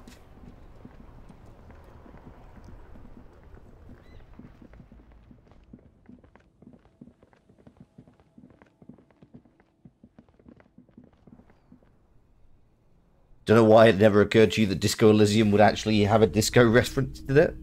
I mean, to be fair, Disco Elysium is very literally about somebody who kind of never evolved beyond the disco era.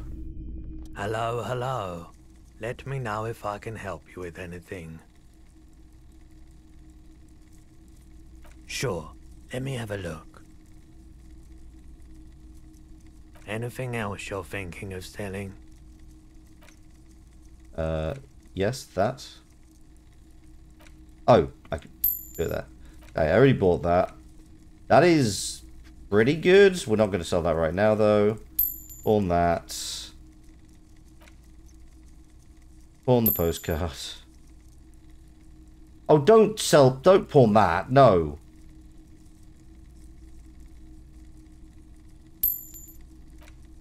No, I cannot. No, I'm also not going to pawn Kim's handkerchief.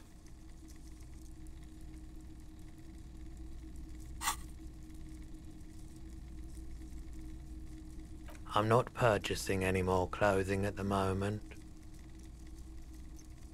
Another time, perhaps. Can you show him the picture? Maybe you'll recognize the tattoo? I mean, okay. Hello, that is a fair hello. point. Something else to sell. Sure. Let me have a look. Oh, no. I don't like those kinds of objects. No sale. Aphotic paths, counter-radiance networks, anti-magnetism. It's darkness. That's all I know. Sell me something lighter. You have absolutely no idea what aphotic paths are, but the tattoos on the man are not that. Another time, perhaps. Fair enough. Okay. So who's going to know about tattoos? Why do I get the feeling it is probably going to be the... Oh, you're not here. Okay, fine. That helps. I mean, I'm holding the photo, so... Can you give me anything? Everything's still cool here, officer. I mean, sure. No need to dress this one up. Just tell him what you want. No! Oh, okay. But why, officer? Ah, yes. Money is very important. Horrid taxi driver. Ah. Are you trying to ask for a bribe? If so... Sorry, detective. Yep, that was massive. Don't even know why I tried that. Try asking a shopkeeper for money. Maybe Measurehead? I'll try both. Okay, I will try both the racists.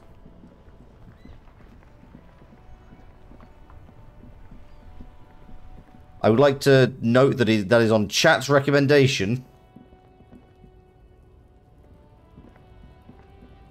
Looking for something odd? Come to tell me to fuck off again? A fair canvassing of racists. Right, he has no additional things. You got anything? Right to work! Right to work! Right, and you've not got anything. Mañana, do you know anything? Hola, wandering man. Sadly not. Consulting the racist council.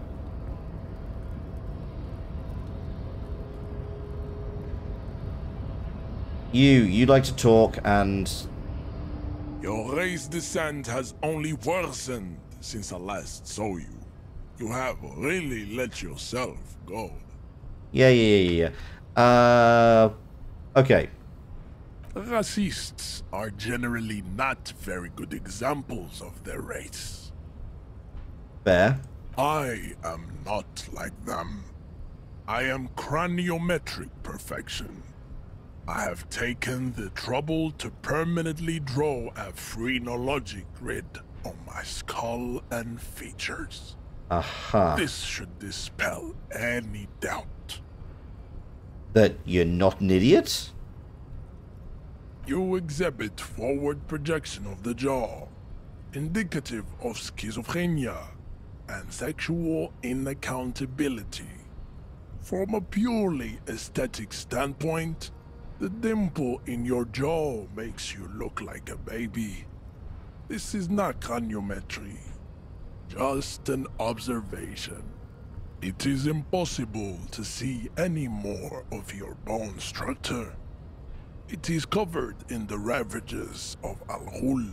From what remain of your features, I can see fleshy lips, baldness of the head, and long arms relative to lower limbs. This leads me to conclude you are not a police officer. You are a common criminal, an offspring of murderers and sailors from Sur-la-Clé and Vesper, and possibly even the degenerate sheep herders of Ubi. Right. Your racial heritage is uninteresting. It is the same as all Revacholians. Your Good parents grief. and Right, their yes. He's Fuck. right there. It's almost impossible to get it on unless you're both drunk. It's too scary when people are sober. I am not the first line of defense. I am the last. In addition, these so-called hardy boys are an effeminate clique of bodybuilders. God, you're a Their tedious company ass. is spiritually degrading. You pick up on something artificial in his tone, like he's putting on an act. This is unlike him. He is usually more himself. Ooh, interesting. Fine. They have recently fallen under the influence of a possibly sexually perverted female vagrant. Oh. And a narcotics peddler. It's shameful. Useful. Find out for yourself. Endomorphic blob. Interesting. So, tattooed racist does not provide any useful information. Well, when we know, to be honest, as you know, he's not provided anything useful. He's just provided information we pretty much already knew. Let's go chat with the chief. Changing all your handles to endomorphic blob. Nice. Okay, in fact, let's have a quick chat with Kim. Yes?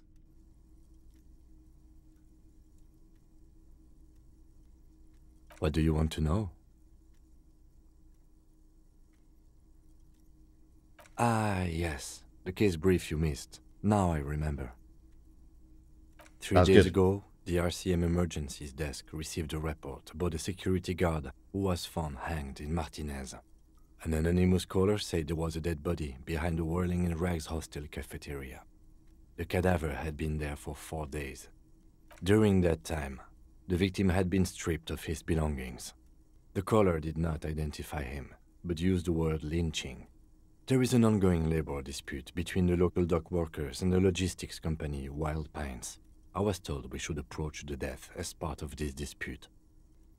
A security guard or worker of some sort hired by Wild Pines. This was just hearsay from Martinez, of course. We need to find out the truth. Okay. They didn't identify themselves in any way. The tone was muffled using a device of some sort. The desk could identify neither the caller's age. Okay, that's suspicious. There's a strong prejudice against involving the RCM in what's seen as union matters. The dock workers' union is the de facto police in Martinez. Now it appears they've started executing too. We cannot allow that. Just to be clear, we are police officers. It's our job to find the killer. That's the case. Uncover and arrest the killer. No, it's not a particularly mysterious case. The deceased is a security guard for a corporation involved in a labor dispute. It doesn't take a DeLorean polymath to put the pieces together. I just don't see the case getting more mysterious than that. Okay, so the case probably isn't mysterious, but it could be There was sexy. some interest in this case at my station, but not for the reasons you have in mind. You seem to wish there was Excellent. Was there anything else? I'm afraid you and I are pawns in a pissing competition. His disdain is clear. This man would not use such an expression otherwise. You don't know? I assumed you were in on it. Better still than an imbecilic cop-off. It's just stupidity. The cop kind. Our precincts can't decide if Martinez is part of Jamrock or the Industrial Harbor. Yours or mine, as if we somehow own parts of the city. Typical street gang mentality. So we've let the Union make a mockery of law enforcement here, and now it's come to its natural conclusion. Big measuring contest and you're stuck with the ruler. Well, sort of. It's less a matter of who gets to police Martinez than who has to. It's an orphan district, in other words. I think the dispatch desk just told both our stations about the hanging. There was quite the brouhaha at the 57th, I can tell you that. Time to settle it, they said. Cop off. But I assure you... Oh my god, is I it am not literally the just finest or who is the toughest better cop, with for fuck's sake? 102 cases solved. What I am is least interested in a pissing competition. So he volunteered to represent the 57th, but not out of competitiveness. On the contrary. Yes. I'm an unrepentant spoilsport. Bless you. Instead of a cop-off, we're finding love. I mean, funnily enough, Cop off does also mean is also a term for kissing in the UK. Martinez? Nothing. It's just a puddle at the end of some drain pipe. No one cares about this place. They care about sports. Most of our colleagues don't even know how to get here. North of the interchange doesn't exist. A tremble comes over you.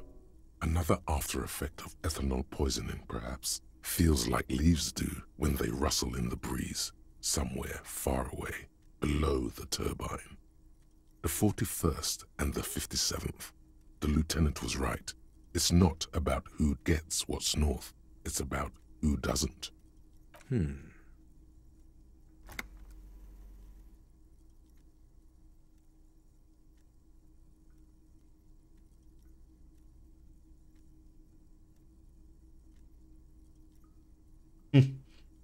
I was sent to teach you a lesson in style. I'm the finest a case-solving machine sent to outperform me, to perform you. Must be an augury and a possibility to open some by people. Might have supernatural. Probably have an unbelievable. I mean, we know that's not the case. Definitely not the case. But genuinely possible. Okay. Style me. It's impossible to tell whether he's serious or joking. No, I don't. I used to. Plain clothes did the trick. For both of us, it seems. Was there anything else you wanted to ask about the competition? Yes, it's a wholly pointless matter. Forget I ever mentioned it. Okay, so I can actually now logic this out. Look at you. It's because you're a failure. They sent you to Slight, Precinct 57. Yeah, that does make far more sense. I'm thinking that I was a super cop, but I've just fallen on real hard times. Think about it for a second. You're a raging alcoholic who showed up 3 days late wearing piss-stained disco garb. You weren't sent here to win. I've considered it. It would be immensely ugly of them, not to mention unprofessional, but I also think it's somewhat unlikely. I checked the records. This jurisdiction dispute, who polices Martinez, reaches back to the 30s. It's as old as my station. And all this time we can't decide who gets Martinez? I think, yes, both stations would prefer a win. Safe? No. But you're old. You've made it this far. Something has brought you through. We've only just started working together, so I don't know what it is yet. But it's there. This is really, really... So no, I don't think they sent you as a joke. And even if they did, they are in for a surprise. No response. He's having trouble processing it, believing it even. Have you tried concentrating on something other than your personal affairs? This is tremendously gay. There is a sudden, harsh edge to his voice, like he's tired of hearing about your personal affairs. Not a fan. It's just the nature of lieutenancy. You'd probably be more cooperative witness if someone in a pissed leather suit than addressed as a cop. The RCM deploys a self-styled structure called the Decomptage as its chain of command. Every lieutenant is responsible for 2 sergeants and 8 officers. That means the average lieutenant has to deal with quite a few personal affairs. Even you know this. Really? You look fine to me. This psychodrama is unbecoming of an officer. Clearly, he prefers to think you're malingering. He cannot fathom that anyone could drink so much as to retroactively erase their entire life. Kim, please, listen to me. Then you should consider seeking medical attention. You can use the radio in my kinema to call your station's Lazareth. Was there anything else you wanted? Okay, he doesn't want to talk about personal affairs. I'm not going to pester him about himself.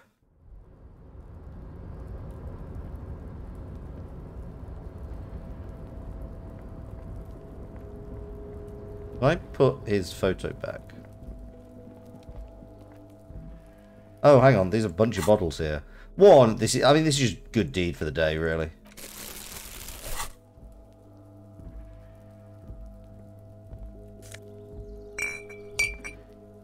Also, like, double duty. Pay my hotel bill.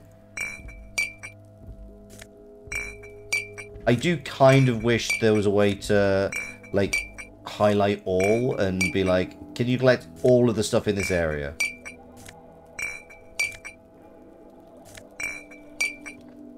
$0.10 at a time. This is the night watchman's booth. The name on the door reads, René Arnaud. The chair is not as austere as the rest of the booth. A thin grey pillow is attached to the seat, secured to the stiles by black ribbons. Stale air floods through your nostrils. Not a single mote of dust floats inside your lungs, though. The inside of the booth is immaculate. The drawers are empty, save for old timesheets and receipts. One small box, however, does hold some cheap painkillers. They are slightly out of date. I have to painstakingly pick up every bottle at a time because this isn't about my convenience. That is fair. I take your point. I'm not here to tell you what to do, Detective. Oh boy, where to start? Elevated risk of dementia, mini-strokes, prophet's disease, sudden death, hair death, erectile malfunction, critical flatulence, watery blood, black mucus, uncontrollable weeping, increased sensitivity to la opera, inoperable joint disorder, total spinal collapse. Increased sensitivity to Lopera? Also, Dazaf, thank you very much for swinging by, and I hope you have a great block cookout. Thank you very much for hanging out for a little while, and also thank you for the 1, 2, 3, 4... How many were these? 10 gifted subs. That's really generous of you, and yeah, really appreciate it. That's very generous of you, and yeah, I do hope you come hang out again. Maybe this was a bad idea. Okay, get up. You stand and exit the booth.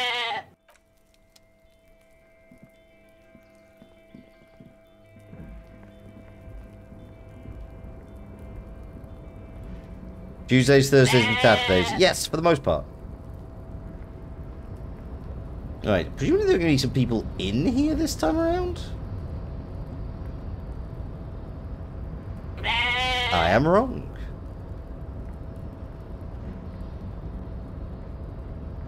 Dip-a-dip-a-doo.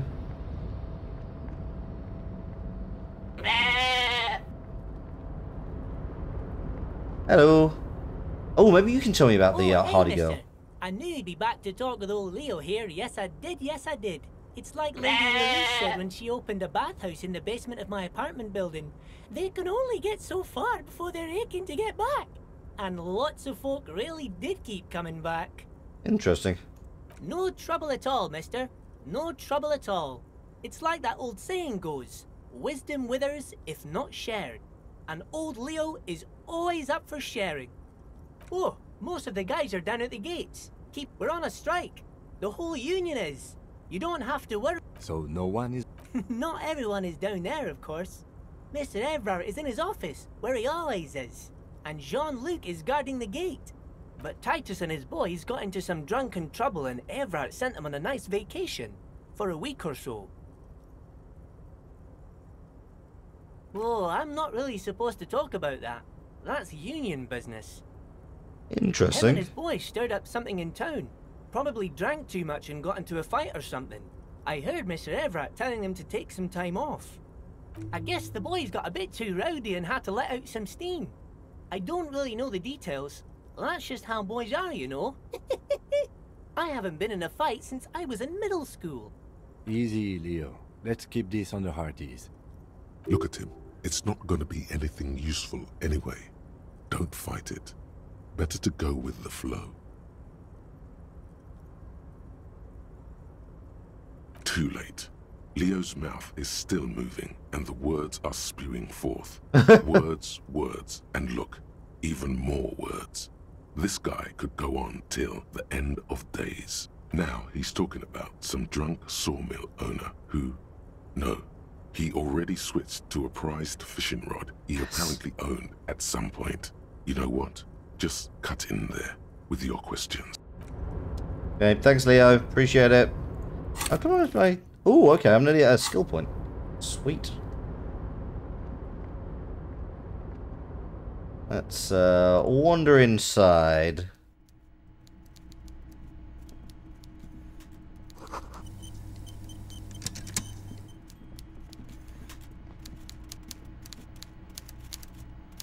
You alright, fella? Before you is a walrus of a man seated behind a large desk.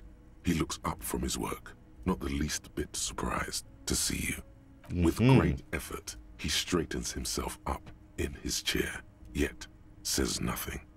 He simply stares at you. Welcome, Mr. Dubois, Mr. Kitsuragi. It's good of you two to stop by. Dubois. Please, have a seat.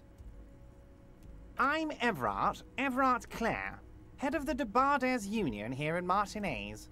Dubois! I'd offer you my hand, but unfortunately my health prevents me from getting up. You understand? He looks extremely comfortable. The tiny folding chair, on the other hand, looks like a torture device. This is making you think of the vocal shitpost Zane did for Everard the other day. You go ahead, detective. Whatever he has in store for you, it can't be good, he thinks. I'll do my best. Forget about that. What's with this Dubois stuff? You're getting some seriously bad vibes from that name. Please, Mr. Dubois, let us converse in a civilized manner, as equals. Take a seat. I insist. Fine. Excellent, Mr. Dubois. I can see that you're a reasonable man, and reasonable men can be of great use to one another. So tell me, how can the head of the Debarders Union help a representative of the Revachol Citizens Militia today? Oh, you're a right. The chair you're sitting on has got to be the most uncomfortable chair in the world. Oh, no. It's violating your backside. Oh, no. By the way, I heard you got a rather rude reception from a certain Lawrence Gart. Some people have no manners, it pains me to say. This should take care of that nonsense. He points to a giant novelty check on his desk. It's absolutely comically huge. It should be sufficient to cover your expenses for a few days and patch over your differences with a cafeteria manager. Go ahead, take it. Wow, that's 25 real. That's good money. You need it. Yes, I know Lawrence. He's a real character. No union man in him. A real piece of work, that boy is. With a grin, he points to the checker game. It's like you're on a game show. At least don't thank him for it. Is there anything you'd like to say to me? Or... No. Cool? I wouldn't go that far. I'm sure there are cooler things than delivering a comically oversized novelty check to a cafeteria manager. But, sure, if that's what's cool nowadays. Now, I'd like to set your mind at ease about one other matter. Your lost gun. Let me assure you, Union people are on it as we speak. I've got my best hounds looking for that lost gun. His slug-like lips move, but all you hear is an echo. Lost gun. Yeah, I was thinking that exact same thing, Kale. The fact that he knows about it. The world is swallowed by a black hole of fear. Only two words escape its gravitational pull. Lost and gun. When he said, don't worry, he actually meant, be very worried. Are you all right, Harry? You seem anxious. Don't be. Everything's going to be all right. You are way too overfamiliar. It's not like you left it loaded. You didn't lose a loaded gun. Local children aren't out there playing with it right now, pointing it into their own mouths. It's in a safe place. I just know it. I have a feeling everything's going to be all right. Oh, I do not care for you. Officer, we will deal with this later. We don't need Mr. Clare's help with this. I wouldn't be so sure about that. Oh, shit. God, you're sweating. Your knee is jerking. You're about to cry, aren't you? You're about to cry because you lost your gun and those children are gonna shoot themselves with it. Men can cry. That's absolutely true. You want to cry? God, you're weak. Oh, Whatever go for you. Go fuck yourself. Don't cry. He'll think you're disgusting. Mr. Dubois, you don't look so good. What is this Mr. Dubois he keeps repeating? What is he trying to pull here? You need to cool the fuck down. Chill. Okay, I can do that whilst in dialogue. Thanks, SJ. I did see it. Mr. Dubois! Mr. Dubois! Harry!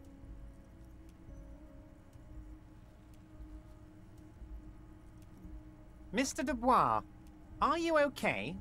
Can I get you a glass of water or something? Are you having some kind of medical emergency? Maybe you could use your hands somehow, in a kind of throw-in motion, like you're throwing that Mr. Dubois act right back at him. He's Mr. Dubois.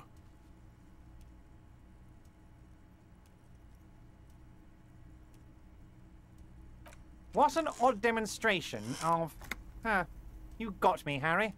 I don't even know what.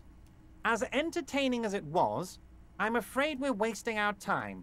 And I'm an extremely busy man, as I'm sure you are too. Okay, enough. We are here to ask you some questions pertaining to a murder investigation. Quick, here's your window. Get yourself together and ask him questions. Police officer questions. I'm straight. It is about time to stop embarrassing yourself. Questions will help you regain some of your lost dignity.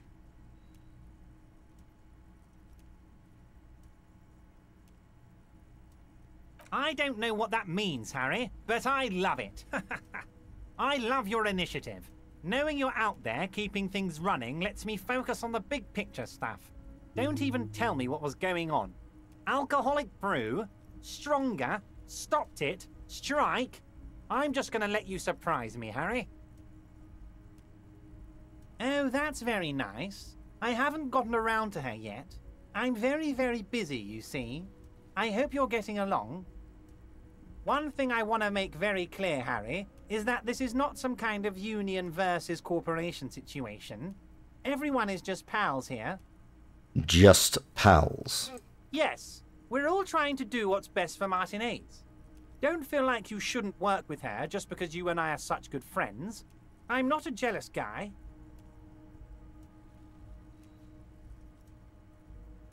Okay, why haven't you let her in to see you? If she actually wants to see me, she will find a way. Any good negotiator would. And I just don't have anything to discuss with a bad negotiator. He doesn't want to see her. It's as simple as that. What do you mean, Harry? Nothing. I let him go. He made concessions for the company in previous negotiations. Why would you let an ally like that go? He's an old man, Harry. I wanted him to spend more time with his family. God knows how long he's got left. You called him a Harry, midget. I have little people in my organization. I would never call someone a midget. What is this? Honestly, I'm beginning to think you're a midget, Harry. I'm only kidding, Harry. You're not a midget. No one is. We're pals. I'll be honest, like, they've got this guy, this voice actor is fucking nailing it in terms of the tone and the smarm. I absolutely hate it, but it's very, very well done. What do you mean, Harry? Nothing. I let him go. Empty all your barrels on me, Harry. Vanished? Harry, the woman left her casserole in the oven and couldn't make it here in time for the voting. Oh, did I leave my casserole on? Better go home and check. The election can wait. When she got back, the whole thing was over. Yeah, this is horseshit. Wait, there was no mention of a casserole from Joyce. Harry, Harry, Harry. Do not fixate on this little matter. Maybe it was a rabbit stew, or a hairdryer, or an iron. The point is, her heart wasn't in it. Mine was. Oh, I do not care If for it's you. spilled blood you're looking for, then there certainly isn't any in his expression or demeanor now. So it was arson. Hmm. Yes, yes. Low balling, of course. This isn't a casino, Harry. Real people, real livelihoods are at stake here. But everything's a casino for those rich types. His expression makes it clear. This is childish and irresponsible behavior. Of course, Harry. Let me just assure you one more time. It's perfectly okay to share anything we discuss here with this Joyce. This is a completely transparent organization. I fucking hate this guy more than Joyce. Like, Joyce is kind of unprincipled, but she's just kind of doing her best. This guy is actively grifting. I have no interest in what she is doing, but I myself have nothing to hide. Your business is your business, and I respect your privacy. Just remember, none of this is secret. Tell her about all of it. My brother's picture, my singing swordfish clock. Tell her how overweight I am and how I'm helping you find your lost gun. Tell her about everything. Everett doesn't mind. Joyce feels some sense of remorse and shame, but feels locked in by sunk cost fallacy. Yeah, this guy just absolute tool. It is rather interesting to tell people things about each other, isn't it? It was nice telling him about her right now. You might have noticed there's one hanging on a tree behind the hostel cafeteria. Oh my. Don't take this question personally, but why would I get involved in this matter? Mr. Clare, the man was hanged with a cargo belt, a steel-reinforced cargo belt. It's safe to assume the Union had something to do with the murder. Besides, getting the body down would benefit all of us. It's a stain on the neighborhood. I can certainly see how having him up there might start affecting some real estate values. But of course, all joking aside, I am going to help you. Jean-Luc, my boy, I'm sending 2 police officers down. They have a dead body in a tree problem they need help with. Namely, they need it to be taken down. And Jean, please take it easy with the race science. That's a yes to getting the body down, no to the race science. I'm trying to get it down. You can find Jean-Luc down at the gates. He's the big impressive one. You know, tattoos, muscles, ethnic looking. Can't miss him. Great guy. Oh, of course. That's your main thing here. That's why you're in Martinez. I know everything that goes on around here, and I would love to help you, like I'm helping you with the body. I mean, it's no secret that the lynching is connected to the strike. So much to talk about. Honestly, it's been weighing on me so heavily. I understand you need to interview me.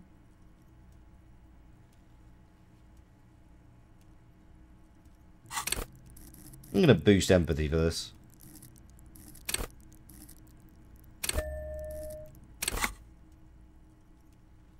But there's a thing that's been keeping me up at night. I want to talk about the hanging. I mean, if we could just calmly talk, exchange information, we could blow this thing wide open. For fuck's sake, you're an ass. Yes, that sounds good. Let's do that. But I can't think straight with this thing weighing on me. You're police officers, aren't you? I have a crazy idea. You guys are basically door-opening machines, incredibly talented at opening doors. I'm not sure I understand. If you're asking us to break down someone's door, it's not going to happen. Come now. I just need you to go open a little door for me and leave it unlocked. A simple thing. Absolutely nothing shady about it. Right, so we already have you on bribing a police officer, and now you're actually asking us to break it enter. An excellent opportunity presents itself, sire. You could win the trust of the arch-liar, pretend to play into his hand. Then, should you wish, bend his efforts towards your own. Harry, I'm a very busy man, and more importantly, I don't have that extraordinary physique you do. You look like you could run around all day. Right. You want to send someone a message that the police are working for you. Yep. I repeat, I'm a very, very busy man, Mr. Kitsuragi, and therefore I must occasionally enlist outside help. So what will it be, Harry? Oh, no one's. It's just a weasel. A weasel lives there. Nothing for you to worry about. A loud blabbering weasel. When weasels feel no one is watching, they start acting foolishly. Just go there, unlock the door, and leave it open. It's been such a burden on me, Harry. I just want this to be over so I can discuss business with you. Harry, my dear friend, I am what people call a local bigwig. I know everything that goes on in Martinez. Of course, Harry, I understand. Fuck this guy. But if that's the case, I don't think we'll ever find your gun. Even worse, we won't be able to speak like equals about the murder. Perhaps this was just bad timing for you. Know that you can always come back to me. I really hope you do. For your sake, my sake, and for your gun's sake too. You already have my gun, don't you, you asshole? Yes, we both understand what you meant. The lawyer bought it. This may be the only way, he thinks. I won't hold it against you. In fact, we probably should reconsider later.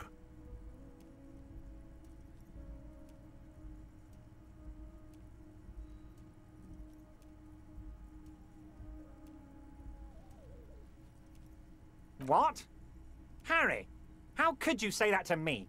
You know I appreciate a joke as much as any Johnny Fat guy, but I can't take slander. Are you actually investigating this? The reaction appears to be sincere, but it's impossible to tell with this guy, honestly. You've hurt me, Harry. Me, a friend. But you know You're no what? friend of mine. I trust you, like I trust all my friends. And I know you'll never talk to me about this again, because you don't want to wound me. So do what you want, and let's change the subject. He's hiding his real reaction beneath courtesy. Thank you for your understanding. We will continue to do what we must. You too, Lieutenant.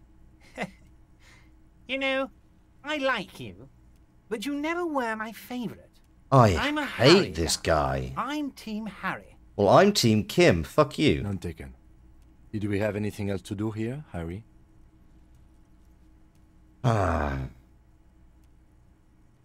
Yes, your lost gun. Your gun will be found, Harry.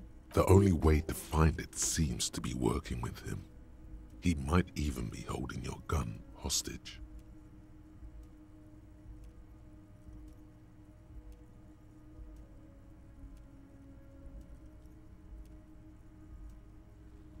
Who knows? Only one thing is certain. If you work with him, you're going to get it back. And working with him might be the only way to do it. Harry! I was only trying to be tactful. A lost gun is a dangerous thing. I can't have it around in my neighborhood. Having watch, yeah. Do you know what, Kale? I would like you to run a poll.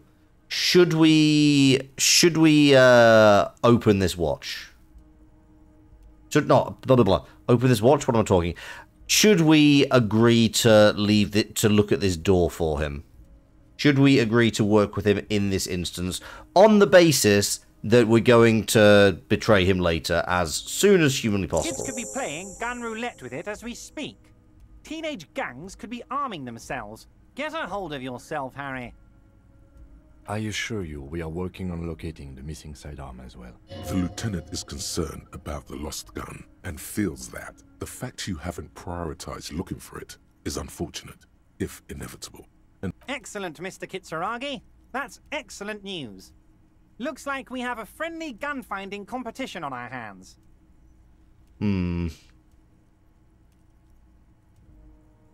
Of course. Let us dispatch with the formalities. You call me Everett, I call you Harry. You think he's getting a hit out? Yeah, very That's what possible. the corpse called you. Harry. My God, so it's true.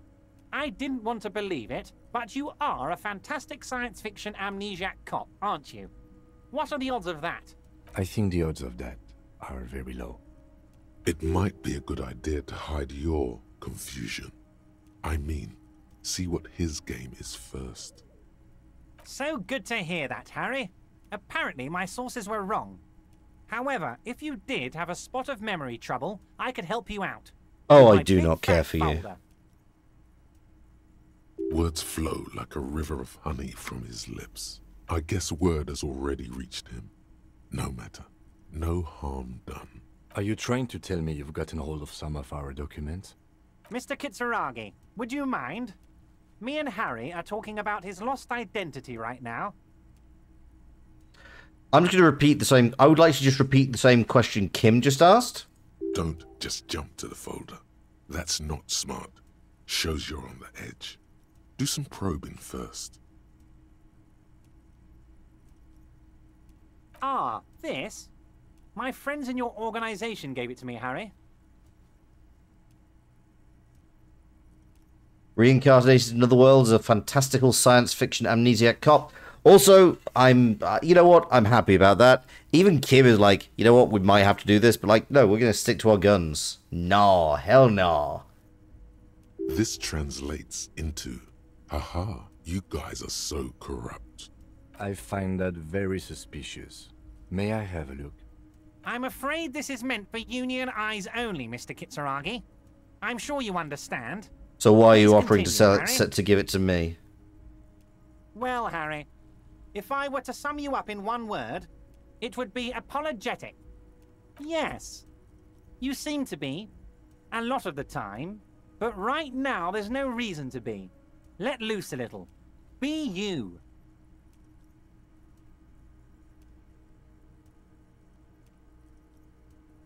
Oh, Kim suspects something read shipping folders before. As you look at the folder, Everard covers it with his hand and pets it. He's hiding it from you because it's not a real RCM folder. It's just another one of those brown folders you saw in the file cabinet. Okay, Harry, you got me. This is from the Census Bureau, not the RCM. Those Census Bureau people are absolutely corrupt. You should do something about them. Oh, you've got you on the back foot You got now. the name from the Census Bureau, and everything else from your actions here in Martinez. Pretty much. Yes, Mr. Kitsuragi from the Census Bureau. Like I said, now I'm actually a very busy man. So is there anything else I can do for you, Harry? That means he doesn't really know anything about you. Uh-huh. A pity. The mystery of you will have to remain a mystery for the time being. Yes, that's what I said. Try to keep up, okay? Let's move on. Why did you assume I was going to come in? Harry, honestly, I'm just relieved you didn't get a hernia. A man your age...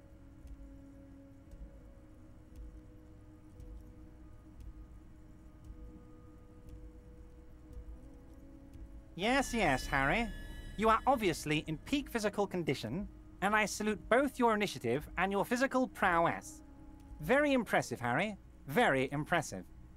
Anyway, I assure you, I am a very well-informed man. Information reaches me before I even get the chance to request it. Uh-huh. I'm going to leave now. We might talk Wait. again later. You need this to get in and out through the gate.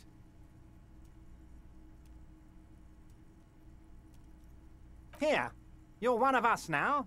A real red and white Union man. Take care, Harry. Mm-hmm. Mazovian Socioeconomics. 0.000% of communism has been built. Evil, child-murdering billionaires still rule the world with a shit-eating grin. All he has managed to do is make himself sad. He is starting to suspect Krasmezov fucked him over, personally, with his socio-economic theory. It has, however, made him into a very smart boy with something like a university degree in truth. Instead of building communism, he now builds a precise model of this grotesque, duplicitous world. Left-wing dialogue options give +4 XP. Use our name too much? Yeah, absolutely agree. -1 authority, downtrodden inver-communist, -1 visual calculus, reaction everywhere. These aren't really great, but okay. How are we doing on vigorous self-critique? None of these are particularly useful. I may need to internalize something else.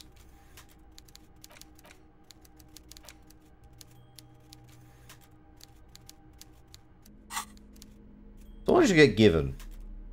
Giant novelty check. Oh, I can interact with An this. intricate web of blue lines. It still kind of looks like a map of the stars in the night for you to discover. You've got someone who knows about history could tell you. Who knows about history? Gone. The face of King Freecell smiles. Show it to the old men. Oh, maybe. Actually, that would make sense as well, considering, like, the, that dude's super into history. Yes, true.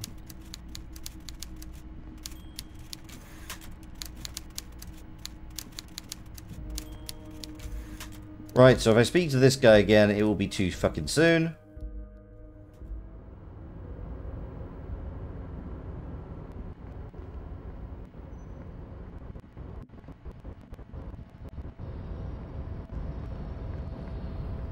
Hmm.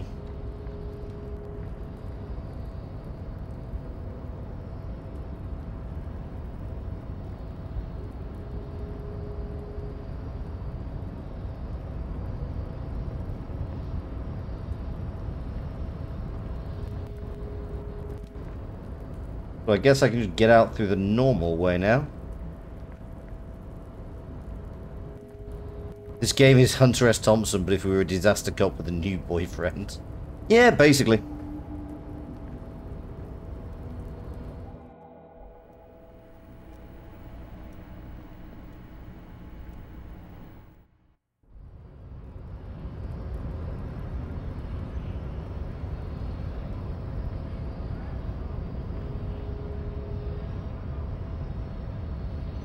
Your race descent has only worsened since I last saw you. So it was. You surmounted the harbor wall in a display of athletic prowess to reach my superior, then had him give me an order. I salute your cunning, and I will remove the body from the tree with my bare hands. You're so noble, Measurehead. There's a but. But while I am gone, someone must stand guard on the bridge. That someone needs to be you. This is the uncomfortable result of not taking it down ourselves. I can live with a compromise. Listen to your little friend. He is wise in his childlike way. His mysterious race may yet prove fierce competition to my heroic haplogroup. Okay. Let's... You're gonna beat this racist up. I mean, yeah, fair. Okay, let's see where this goes. Babe, see that they stay here the whole time.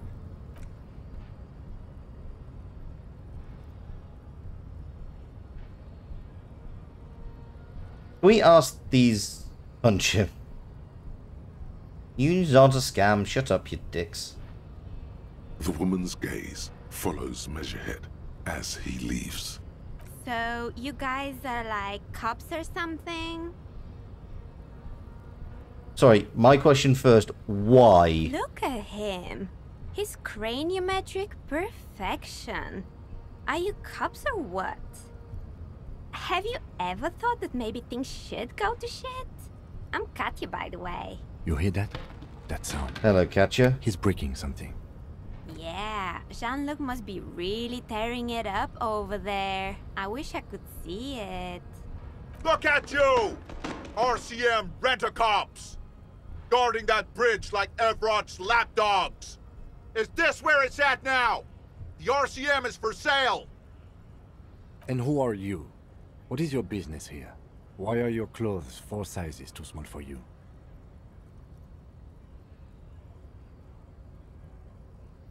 Good point, Kim. Nicely done.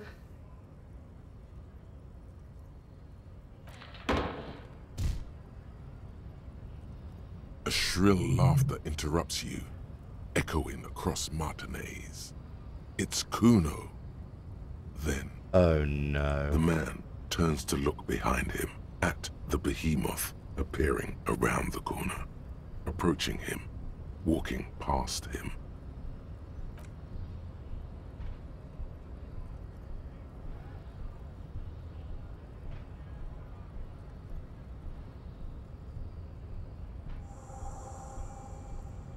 The corpse has been removed from the tree. Stand down and congratulate yourself. You have sided with Ray's victory today. Oh, go fuck yourself. And what you had to do was to become a Union man for all to see. You're a tedious asshole. I'm going to leave now. Hopefully I don't have to speak to you for the rest of this game.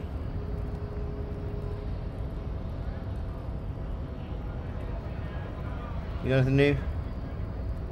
So, push him off the bridge. How'd you like our harbor? You've been in there, he means. Talked to the boss man too, probably. It's but a rest area on the path leading across open plains. Right. You talk to the boss, eye to eye, like men of the plain. If you have any more questions, I'm set to talk. The mercenary, eh? Who could have killed him? That's indeed the question. Why even do such a thing? Yeah, the merc was hung with a very specific type of cargo belt, one used to in heavy transport areas. What a thought! Why would noble workers resort to such a thing? Unless they were pushed, of course. Why are you helping me with this? Your dead guy was an enemy combatant. He was an agent of the opposition, attempting to undermine our honorable efforts. I ain't the murdering type, but that's just me. Large organizations like our union have all sorts of men, with all sorts of skills. He's not lying about not doing it. Understood. This has been of limited use. No problem. I wish the best to you in your search. Sure, I'm glad it's not my search. Interesting. All sorts of men and women. Hmm.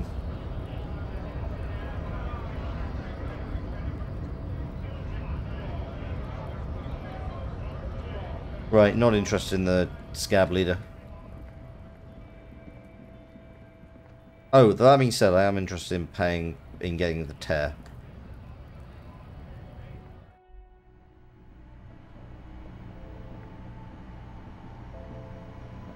The tear machine stands in the corner. Your bottles clunk into the machine. And do you know what you should do with that? Shut up. Actively trying not to have... could we find a way... Oh, it's a good question.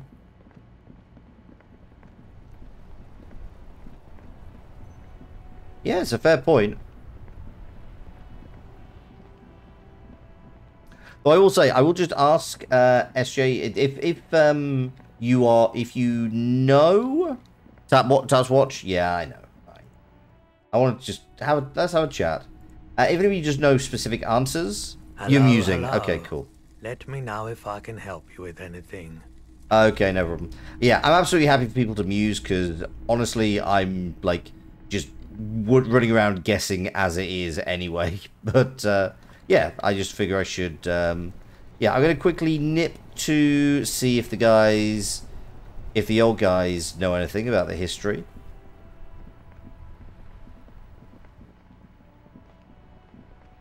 Yeah, I'm gonna check it out. It's a really good idea.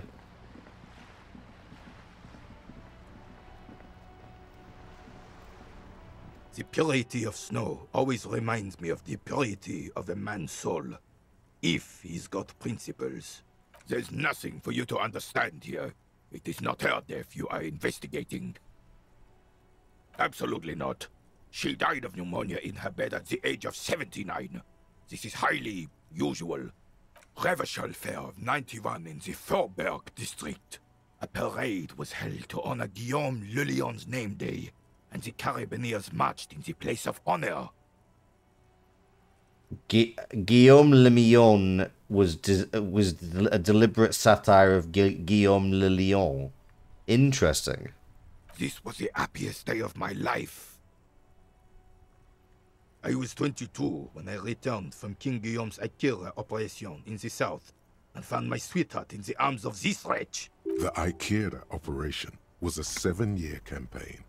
during which suzerain Guillaume's army forcefully united the people in the southeastern part of La Petite Continent, collectively known as the Aikiela tribes, under the Revacholian banner.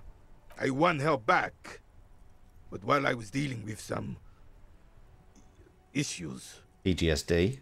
You were like a dark cloud sucking the joy out of every living thing around you. And you hurt her. Dark cloud. That sounds unpleasantly familiar. I also have PTSD? Those days and memories are gone. The old soldier says nothing, but when his glance quickly runs over Gaston's face, there's an odd look in it. Officer! Sweet, sweet Jenny. Of course, officer. Okay, sadly not. History. I mean, the lady in the... I mean, the Cryptozoolina might know.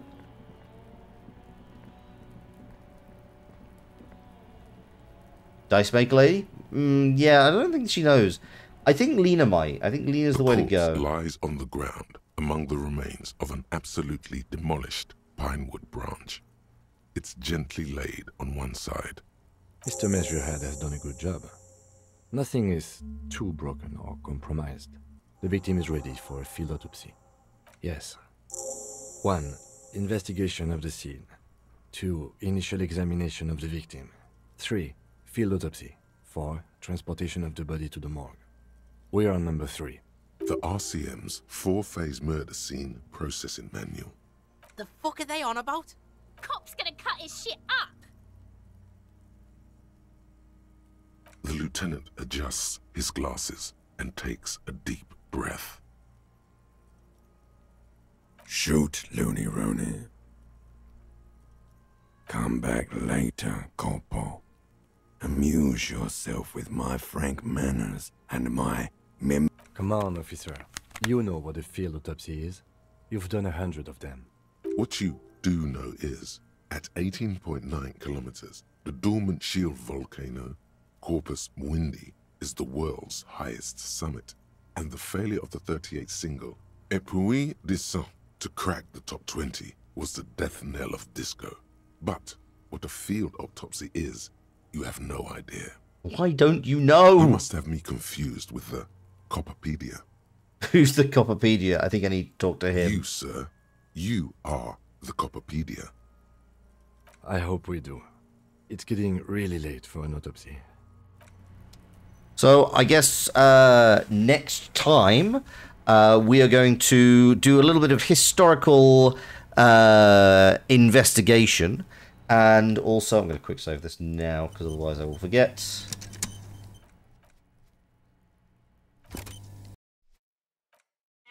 Oh, hello. Oh, are we getting all the Copperpedia for the Corpsepedia? Absolutely. Are we getting all the... Yes, we are. We acknowledge this. Thank you. Thank you. We're going to get this entirely all over again. Actually, this seems like the last couple of things. Anyway, dissection and history lessons. Absolutely, that may in fact be the title of the... in fact, dissecting history is probably going to be the title of the next stream. I may change that immediately after so that I remember. Give me a moment. I'm just going to quickly find somebody to raid into. Let me see who's online that we could raid into.